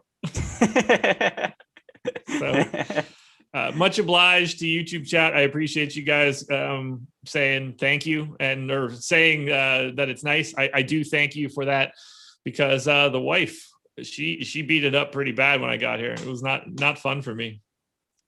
Yeah, that's listen. That's why we should anytime that you're going to get haircuts, buy clothes, it really should be with a significant other because it's not for us anyway, right? Like I don't care what my hair looks like. The only people who care about your hair are your wife and the YouTube chat. That's it. Yeah. Speaking of, when I went to the eye doctor today, they were like, "Oh, do you want to look at frames for glasses?" I was like, "Absolutely not. Given the way that my day is going, I'm going to need my wife to be picking out those frames. She is not here, so we're going to go ahead and skip right over that. Can I have my prescription, please?" And listen, we've got the real Jet 10. He just posted. How much did Spags charge for that fade? Implying that Spags cut my hair? Yeah. How much do you pay for the haircut? A lot, unfortunately, more than I apparently should have per my wife. Yeah, well, and then Freudian Slip, who, by the way, appears to have changed his pants. He's also saying, Josh, don't be so hard on your wife's review. Supercuts is not the best place to go. I used to be a big Sport Clips guy when I first moved down to North Carolina, and I didn't have a ton of loot. But now I went to like a proper salon. Yeah. Anyway. Soldo, by the way, said he's paying up for Durant, Giannis, and Mitchell. So that's how you get the ass end of all of those guys. Gotcha. All right. Let's touch on a couple other things. How are you feeling about Durant in relationship to Giannis? Because they are the only two guys that are north of 10K on DraftKings. And I think you and I are both pretty heavy on Giannis. Are you also still getting to Durant? Not as much as the field. And if this was a big ownership gap, like to me, it should be a big ownership gap. But just the idea that we have Giannis in the most recent updated ownership, Giannis project for 48% ownership, Durant project for 38%. If this was a thing where Durant was, like 15 and Giannis was 60, then I start to have decisions to make. When there's only a 10% ownership gap between them, and I have Giannis projected for so many more fantasy points than Kevin Durant, it's Giannis all day for me. I agree. More super chats coming in. Mike L, another FanDuel question. I guess I should have just did these in a different order. I wanted to keep the DraftKings people around because I figured if we started with DK, maybe they would bail, but it's just FanDuel question after FanDuel question. Patrick Beverly and Jordan Clarkson, Mike James and Reggie Jackson. Oh, so I mean, of those four, I think that Jordan Clarkson is the best play. However, I don't like Patrick Beverly really at all today. So I'm going to say Mike James and Reggie Jackson. Yeah. To me, it's Mike James and Reggie Jackson, and it is not even remotely close because Patrick Beverly drags that group down in a gigantic way. He might play 0 minutes. Yeah, he really could. He could also, it wouldn't shock me if he played like 16. So, you know, like depending on the size of the contest, that would not be my only lineup though. That much I can say. Yeah. So Patrick Beverly, by the way, also look at his minutes and fantasy production from the last handful of games. So last time against Utah, game 1, plays 6 minutes, scores 5 fantasy points. Against Dallas, closing game, 0 minutes. The game before that, 0 minutes. The game before, he played 15 seconds and scored 0 fantasy points. The game before, 5 minutes, 4 fantasy points. The game before, 5 minutes and 3 fantasy points. So the upside on Patrick Beverly does not seem like a likely number for him to hit. Got another 2v2 from Darren Unger. Another FanDuel question. Chris Middleton and Drew Holiday or Kevin Durant and Blake Griffin? Let's see. So this is a single game on FanDuel question. I don't have a clue what those salaries are. I mean, I assume that it's about the same salaries for both these guys. Yeah. It's a coin flip for me with a very, very slight lean to Middleton and Holiday. But we're talking like 52-48 type stuff. Yeah, I have them projected very, very similar in total fantasy points. The gap from Durant to Drew Holiday / Chris Middleton is pretty similar to the gap from Drew Holiday / Chris Middleton to Blake Griffin. So, I mean, I agree. It's a coin flip. Finally, circling back to DraftKings, is there anything else you want to touch on for DK? Yeah, let's see. So I mentioned Brook Lopez. You said you really liked him a lot before on FanDuel. Don't really have a particular issue with you liking him on FanDuel, but on DraftKings, he's 4,600. That is such a cheap price for Brook Lopez. So to me, I think the best value plays on DraftKings, it's Joe Ingles, it's Brook Lopez, it's Mike James. Those are the top 3 to me. And yeah, I think Brook Lopez is definitely the best center play if we exclude Giannis from that conversation. I have massive amounts of all 3 guys that you mentioned for value. I have massive amounts of all 4. Mike James, Joe Ingles, Blake Griffin, Brook Lopez, all in large swaths of my lineups. I don't have much else to add there. No, we're going to be rooting for the same thing then. So what did you do with, I know you mentioned before that you preferred Chris Middleton to Paul George on DraftKings because of the $700 price difference. I have a different stance on that. I like Paul George quite a bit for today.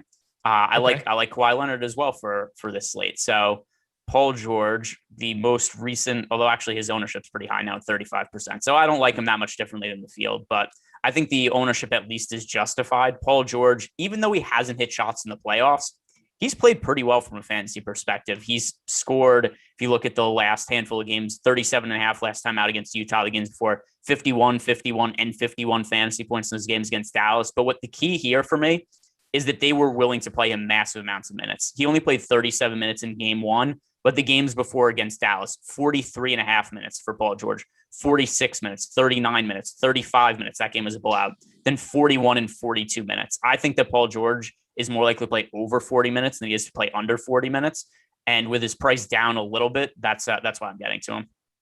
So the reason that I like Chris Middleton so much more than I like Paul George comes down to, one, obviously the price, $700 difference helps. Chris Middleton has guard forward eligibility while Paul George only has shooting guard. And I think that it's a lot easier to get Chris Middleton into a lineup at the lower price, being able to go into shooting guard, small forward, guard forward, and utility. And I think that's really valuable on a 2-game slate. Yeah, I think that's reasonable. I just don't have Chris Middleton projected all that well, nor do I think he's likely to have a ceiling game. I have Chris Middleton, I believe, projected better than Paul George. Oh, okay. Well, that I do not have. No, well, that's not true. I don't. 44.2 for Paul George, 41.6 for Chris Middleton. I am slightly higher on Paul George than you and slightly lower on Chris Middleton projection-wise. All right, we've got 3 more super chats, at least that I can see. I stopped it from scrolling so they wouldn't go away. So let's go ahead and dive into those before we get into the rest of the show. And surprise, surprise, Soul Dope is back with another super chat. He says last one. I don't think that that's probably true in any way, but we'll find out. So it's Drew Holiday, Chris Middleton, and Marcus Morris, or Mike James, Bojan Bogdanovic. I think he does that to troll you on purpose now. I know. And Giannis Antetokounmpo. By the way, do you assume that Soul Dope is just making a lot of money by asking us these questions? Yeah, I assume he wins GPPs every night. Okay, just checking. I have my answer for this question. Would you like me to lead off? Yeah, I think your answer is going to be different than mine. 60-40, Mike James, Bojan Bogdanovic, Giannis Antetokounmpo. Okay, we have the same answer. I thought just because you were higher on Chris Middleton than me, that was going to be the side you were going to go with. But yes, Mike James, Bogdanovic, and Antetokounmpo. I have the upside on the 80th percentile outcome on the group that we picked is like between 8 and 10 points higher than the Holiday Middleton Morris group. All right, Zach Oren, talk me into or out of playing tons of Zubac on DraftKings, 50%, and probably too much on Fanduel, around 35%, where center is really rough. So on DraftKings, where he's 3,600, 50% feels like a relatively aggressive amount of Ivica Zubac. That doesn't seem like you need to go that wild on it. On FanDuel, where he's 5K, 35% feels like wildly too high. I wouldn't even be anywhere near that number. I think, listen, I took so much crap for saying I liked Ivica Zubac last slate, and now people are on him when he's more expensive and more owned. It's, I mean, listen, Zubac's at 5K on FanDuel. I do think he's under-owned personally, but we're talking about him being in 7% of lineups of the field. So being overweight to the field, if you want to get aggressive with Zubac, I would say like playing 15% Zubac is a reasonably amount of aggressive. If you're going this high, you know, that's more than necessary in my opinion, because there's so much risk with Zubac for this slate. Also, I have no clue what the Clippers rotation is going to look like. Even if DeMarcus Cousins, like Josh and I, we've each said we aren't particularly high on Boogie for tonight. But let's say Boogie goes out and does play more minutes than he played last game. That could mean 8 minutes. Where are those minutes coming from? It's likely from Zubac. So there's a lot of risk with Zubac's playing time. I think he's worth being in the player pool. I think he's worth being overweight too. But I mean, once you're talking about him being in half of your lineups, that's excessive. That's very, very excessive in my opinion. Thank you for the super chat though, Zach. I appreciate it. King Hodge, is there a winning roster prediction that doesn't have Giannis or Durant in the optimal lineup on DK? Yes. Like a lot of the time. Here's the most likely way it happens. Not out of the realm of possibility that there's a blowout in Nets Bucks, right? We've absolutely seen that before, and those two guys would be correlated should that happen. So yeah, if maybe that game's not competitive, maybe Clippers Jazz ends up being much higher scoring than the 222.5 total is right now. Maybe that's the game that ends up shooting out. Maybe it goes to overtime or something like that. There's a lot of scenarios where there's say like Kawhi Leonard and Donovan Mitchell, or Donovan Mitchell and Paul George end up being optimal, and Giannis and Durant do not. I hope that's not the scenario. I certainly hope Giannis is optimal based on my exposures, but it's by no means a lock. I have it based on my data that there's a 36% chance that both guys aren't in the optimal. That feels high to me, but that's also like just what the answer is. So yeah, it doesn't feel correct, but that is what my data would say. 36% chance that neither one of them makes the optimal. And then we got another one from Opposite Texo, Kennard, ? Rondo, ? DraftKings, ? Already have Michael Jameson. Am I missing a joke? I assume it was supposed to be Mike James and it auto-corrected, or it's a real terrible joke. It could go either direction. I don't want Luke Kennard coming off of that extra minutes for Reggie Jackson being out. I am not particularly fond of Rondo today because of his ownership. But if I were going to one of those two guys at this point, I would roll the dice on Luke Kennard. I mean, it's not like Rondo's picking up that much ownership. We have him, unless is it? I mean, 20% is a lot. That's the most owned guy that I'm seeing near the bottom. Yeah, I guess that is somewhat substantial. It's not a number like I have Rondo in my player pool because I still think there's a chance he ends up playing extended minutes today. I don't have an issue there, but I mean, 20% of Rondo feels like one out of every 5 lineups having a guy that is tenuous at best in the game today. I don't know. I mean, I think overall, I have him and Kennard projected very similarly. So with that in mind, I would go towards Kennard for like 60% of the ownership. All right, I'm going to get back into these super chats once I finish this off because I do need to touch on our presenting sponsor, and that would be PrizePicks. And I'm going to be honest, this is the first time I'm doing a PrizePicks read, which is kind of fun. I believe you talk about PrizePicks in some pre-recorded videos. Am I correct? Yes, I did a pre-recorded video today where I made picks assuming that Mike Conley was going to play. And I finished recording it, and then I had a baseball meeting to do. And I was somewhere during the meeting, Mike Conley got ruled out. And I was like, boy, everything I recorded, that really went to crap. Let's talk a little bit about PrizePicks. You don't have to worry about sharks. You don't have to worry about optimizers or multi-entry. You're either picking 2, 3, 4, or 5 of the players that are available that you can get, and you just have to go over or under their projected score. You correctly select a 5-player lineup, and you can get up to 10 times your entry fee. NFL is coming soon. You can do NFL contests, NBA, esports. PrizePicks has it. Download the app in the App Store or on Google Play and make a deposit. Make your first deposit and get an instant match deposit bonus of up to $100 when you use the promo code Awesemo. Simplify your daily fantasy with PrizePicks today. And then we've got a promo for us as well. That would be NBA Live Before Lock. One gigantic word. You can get 15% off your first week of Awesemo Plus Platinum by using that promo code. Again, NBA Live Before Lock. I assume the man behind the virtual glass will put that up on the screen in a couple seconds. And then subscribe to the channel, hit the notification bell, all that good stuff. And since we are already now over 500 likes, now is the time that I'm finally going to ask. 12 minutes left in the show. You haven't heard me beg yet. I'm a beg now. Let's run that number up to 600. We've got just over 1,600 people in here right now. 90 more likes gets us to 600. You get all the smiles from us. We're answering a lot of questions. I think the least we can do is get the reward of a thumbs up. Hey, thumbs up. And then also, by the way, if you want to talk more about PrizePicks, I just pulled it up because I was curious to see the updated stats here. There's a number that really stands out a lot here. And I'm curious if it's the same one that stands out to you if you're looking at the numbers. Let's dive into that after I hit on these next 2 super chats. I want to make sure that I get these answers in for these guys. Although William Fields' question isn't really all that interesting, but the second part is hilarious. Thoughts on Derek Favors? I'm not playing him. That would be my quick thoughts.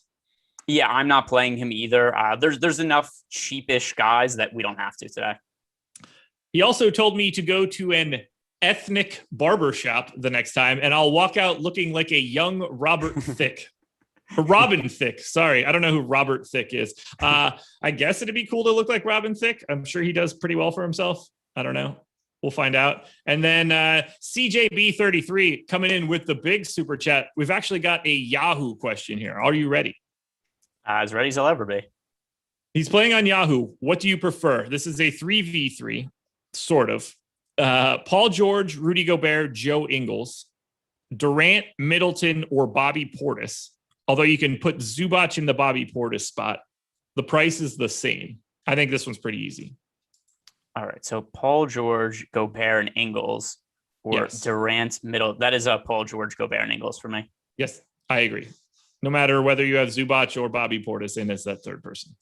Yeah, I would slightly prefer Zubac to Bobby Portis, but it makes no difference. All right, hit me with the PrizePicks line that stands out to you. All right. So by the way, if you guys aren't familiar with PrizePicks, it is the exact same scoring as FanDuel. So even if you're an Awesemo subscriber, you could go check out our FanDuel projections and you could compare those to the PrizePicks lines, and that's how you could choose overs and unders. Joe Ingles over under today is 20 fantasy points. That is a very easy over, and that is the player that looks the most mispriced to me. What in the world do I have him projected for? I have Joe Ingles projected for 25.2 Fanduel points. So yeah, smash the over. Matt Gates. If Holland is really going to Chelsea, that's a bummer. You don't care about soccer. I don't even know what that means. I'm aware of what Chelsea is, but I don't know who that person is. Fair enough. All right, you want to talk a couple more player props? I've got Odds Shopper pulled up right now. If you don't know what Odds Shopper is, you're in luck. You could type in oddsshopper.com and you'll figure it out. It's the place you should be going all the time to grab your betting lines, whether that's props, just regular sides and totals, either way. But we've got our projections integrated as well. So for example, you can sort our player props page, like let's say Donovan Mitchell over under 30.5 points. Greg, how do you feel about Donovan Mitchell over under 30.5 points? You know, it's hard to feel comfortable about saying an under for Donovan Mitchell, except I do prefer the under to the 30.5. It's what we were talking about before. Donovan Mitchell's usage rate has been absolutely insane as of late. Last handful of playoff games, 36%, 45, 40%, 29%, 43%. I can't expect that number to quite maintain because of the upside. Is a good DFS play. But if you're asking me, is he likely to maintain that, which is more or less what he has to do to keep up his current scoring, or is he going to be below that? I tend to think it's going to regress a little bit. So I have Donovan Mitchell projected slightly under that number, but it's hard to feel comfortable betting on an under with Donovan Mitchell right now. Well, right now you can get it at plus 105 to take that under, and that has the highest ROI of any bet that you can make from the points props that we have listed at OddsShopper. So again, go to oddshopper.com to check it out. It used to be oddshopper.awesemo.com. That would be my read, and that's the only way I knew it until I was informed that you can go to just simply oddshopper.com to check it out. I'm going to hit you with one more. Let's go to the rebounding side. This one kind of bums me out, because it's flying in the face of what we would like. And I'm already leaning you into where this is going. Over under 5.5 rebounds for Brook Lopez. Let's see. I slightly like the over for that number. But I also know from looking at our projections that I am personally higher on Brook Lopez than we are on the site. So to me, I think that's about a fair line. I slightly lean towards the over, but given your tone and everything, I'm going to guess that our projections prefer the under. The under, you can get at plus 120, and that has the highest ROI of anything. So under per OddsShopper is the direction you should go. By the way, plus 120 does change it a little bit, though, because then obviously getting I didn't realize there was going to be plus odds on that. Maybe I'd share. It's a pretty fair line in my opinion, but yeah, I guess I would probably shade towards the under, given that it's plus money. I've got him at 5.1 rebounds, so getting that plus 120 feels like that is exactly where it should be to me. Ernest Davis with the super chat. We've got 6 minutes to go before lock, which reminds me, have I uploaded my lineups yet? I don't think I have, but that's neither here nor there. I could do that after I answer the super chat. It's a 1v1v1 on DK. Are you ready? I am. I'm looking at it right now. Nicholas Batum, Marcus Morris, or Bruce Brown? That is Marcus Morris for me, relative to ownership and everything considered there. I basically have Marcus Morris and Bruce Brown tied in this spot. Morris getting the discount in ownership, so give me Marcus Morris. Yep, that's basically what broke it for me. I have Bruce Brown projected for slightly more fantasy points, but Bruce Brown is projected for 30% ownership compared to 24% for Morris. And then D Niz showing back up again. So thank you for this super chat. Last man in that DK high dollar entry tournament, PJ Tucker or Derek Favors. And I have a sneaky suspicion that Greg and I are going to give you a very different answer here. I like PJ Tucker. I mean, like is strong. I prefer PJ Tucker of those two guys. I think the answer is a coin flip between the two. And I think that if you're in a high dollar DK tournament tonight, you shouldn't be playing PJ Tucker or Derek Favors. Yeah, well, I mean, that's an unfair answer. He's given us a 1v1 with 4 minutes to lock. But yes, I agree. Neither one of them are priority plays for me. But if he absolutely needs to roster one of them, it's PJ Tucker. I agree that it's PJ Tucker, but I agree that you should be redoing your lineup with 4 minutes to spare in a high dollar contest on DraftKings. That's also fair. Look, I figure if you're willing to pay to give us a super chat for this, you also want the actual truth. So what is the price points on those guys? Is there somebody who makes more sense for what I assume is, 3,200? Yeah, something in that neighborhood. Let's see, projections. Is there somebody who you really like? I would rather have Nick Claxton over any of those guys. Luke Kennard, if it's possible. We got another one. Oh, go ahead. Yeah, I was going to say, because I assume it's the utility spot because PJ Tucker and Derek Favors play different positions. So if he has the $200 extra, the answer is Luke Kennard for me. All right, we've got another 2v2, and I'm going to ban this type of question moving forward. I will never read it again, just so everybody knows. It's a 2v2 with an option in one of those spots. So it becomes preposterous. So Reggie Jackson and Bobby Portis is one side of this question. Ingalls is on the other side with either Marcus Morris or Nick Batum. The good news is I think this is really easy no matter what. Yeah, so the answer is Joe Ingles and Marcus Morris, but yes, I'm also just kind of whatever. The answer is Ingles and Morris. I was going to ask more about the phrasing of the question, but it doesn't matter. Ingles and Morris. Yeah, I agree that it's Ingles and Morris. It's Ingles and Batum as well. It's definitely not Reggie Jackson and Bobby Portis. No, it is not. So there we go. We have 2 minutes to go until lock. Is there anything else you want to touch on before we get to lock? Are you surprised that the Milwaukee Bucks are a somewhat significant favorite tonight? Not at all. And I know that I've heard that on our shows. And here is why I'm not surprised by this. Because we've seen this for a really long time. We saw them be favorites against Miami last year in the playoffs. Even in the face of getting smacked, they still got lines that were favorable for them, including their series lines. I am not surprised at all. I think that they are the smart team that people are attacking right now because of that line, or maybe the dumb team, depending on how you want to look at it. That line doesn't shock me at all. I'm surprised that the public has not bet it in favor of the Nets at this point. That's yes. When the line opened up at 3.5, I thought like the public is going to be all over the Nets spot. And I've seen it all on Twitter too. Everybody's like, oh my God, the Nets are underdogs after what happened the first couple of games, especially because people have generally already written off the Bucks. I'm surprised that there's enough, what I assume is sharp money coming on the Bucks to counter what is likely the public money on the Nets. I agree that you couldn't have explained that any better. The 3.5 for the Nets is the generic man's obvious bet for today, which leads me to believe that there is just that much legitimate money coming in on the opposite side, or maybe not necessarily that much legitimate money, but enough coming from the right people to make it stick. Yeah, who wins? I agree. Who wins? I have to be honest. My gut feeling is still the Nets, but I'm going to go with I'm still going to go with the Bucks. I didn't bet the Bucks in this spot.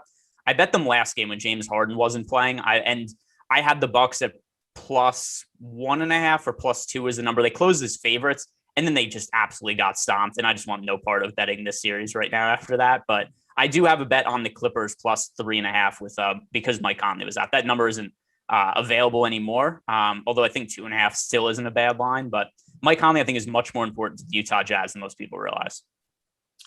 569 likes, 31 more for the people that are still here. Let's get that number to 600. Hit that like button. And Stephen Ho Shin, no questions. Greg is the man. I assume that auto-corrected to Greg from Josh. That's the only way that makes any sense to me.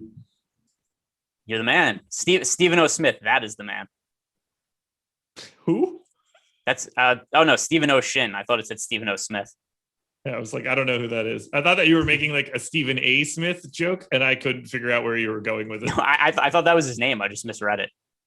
Sean McCarthy, you did not need to send in another super chat. I was just busting your balls. No need to apologize, man. We'll take your questions no matter what.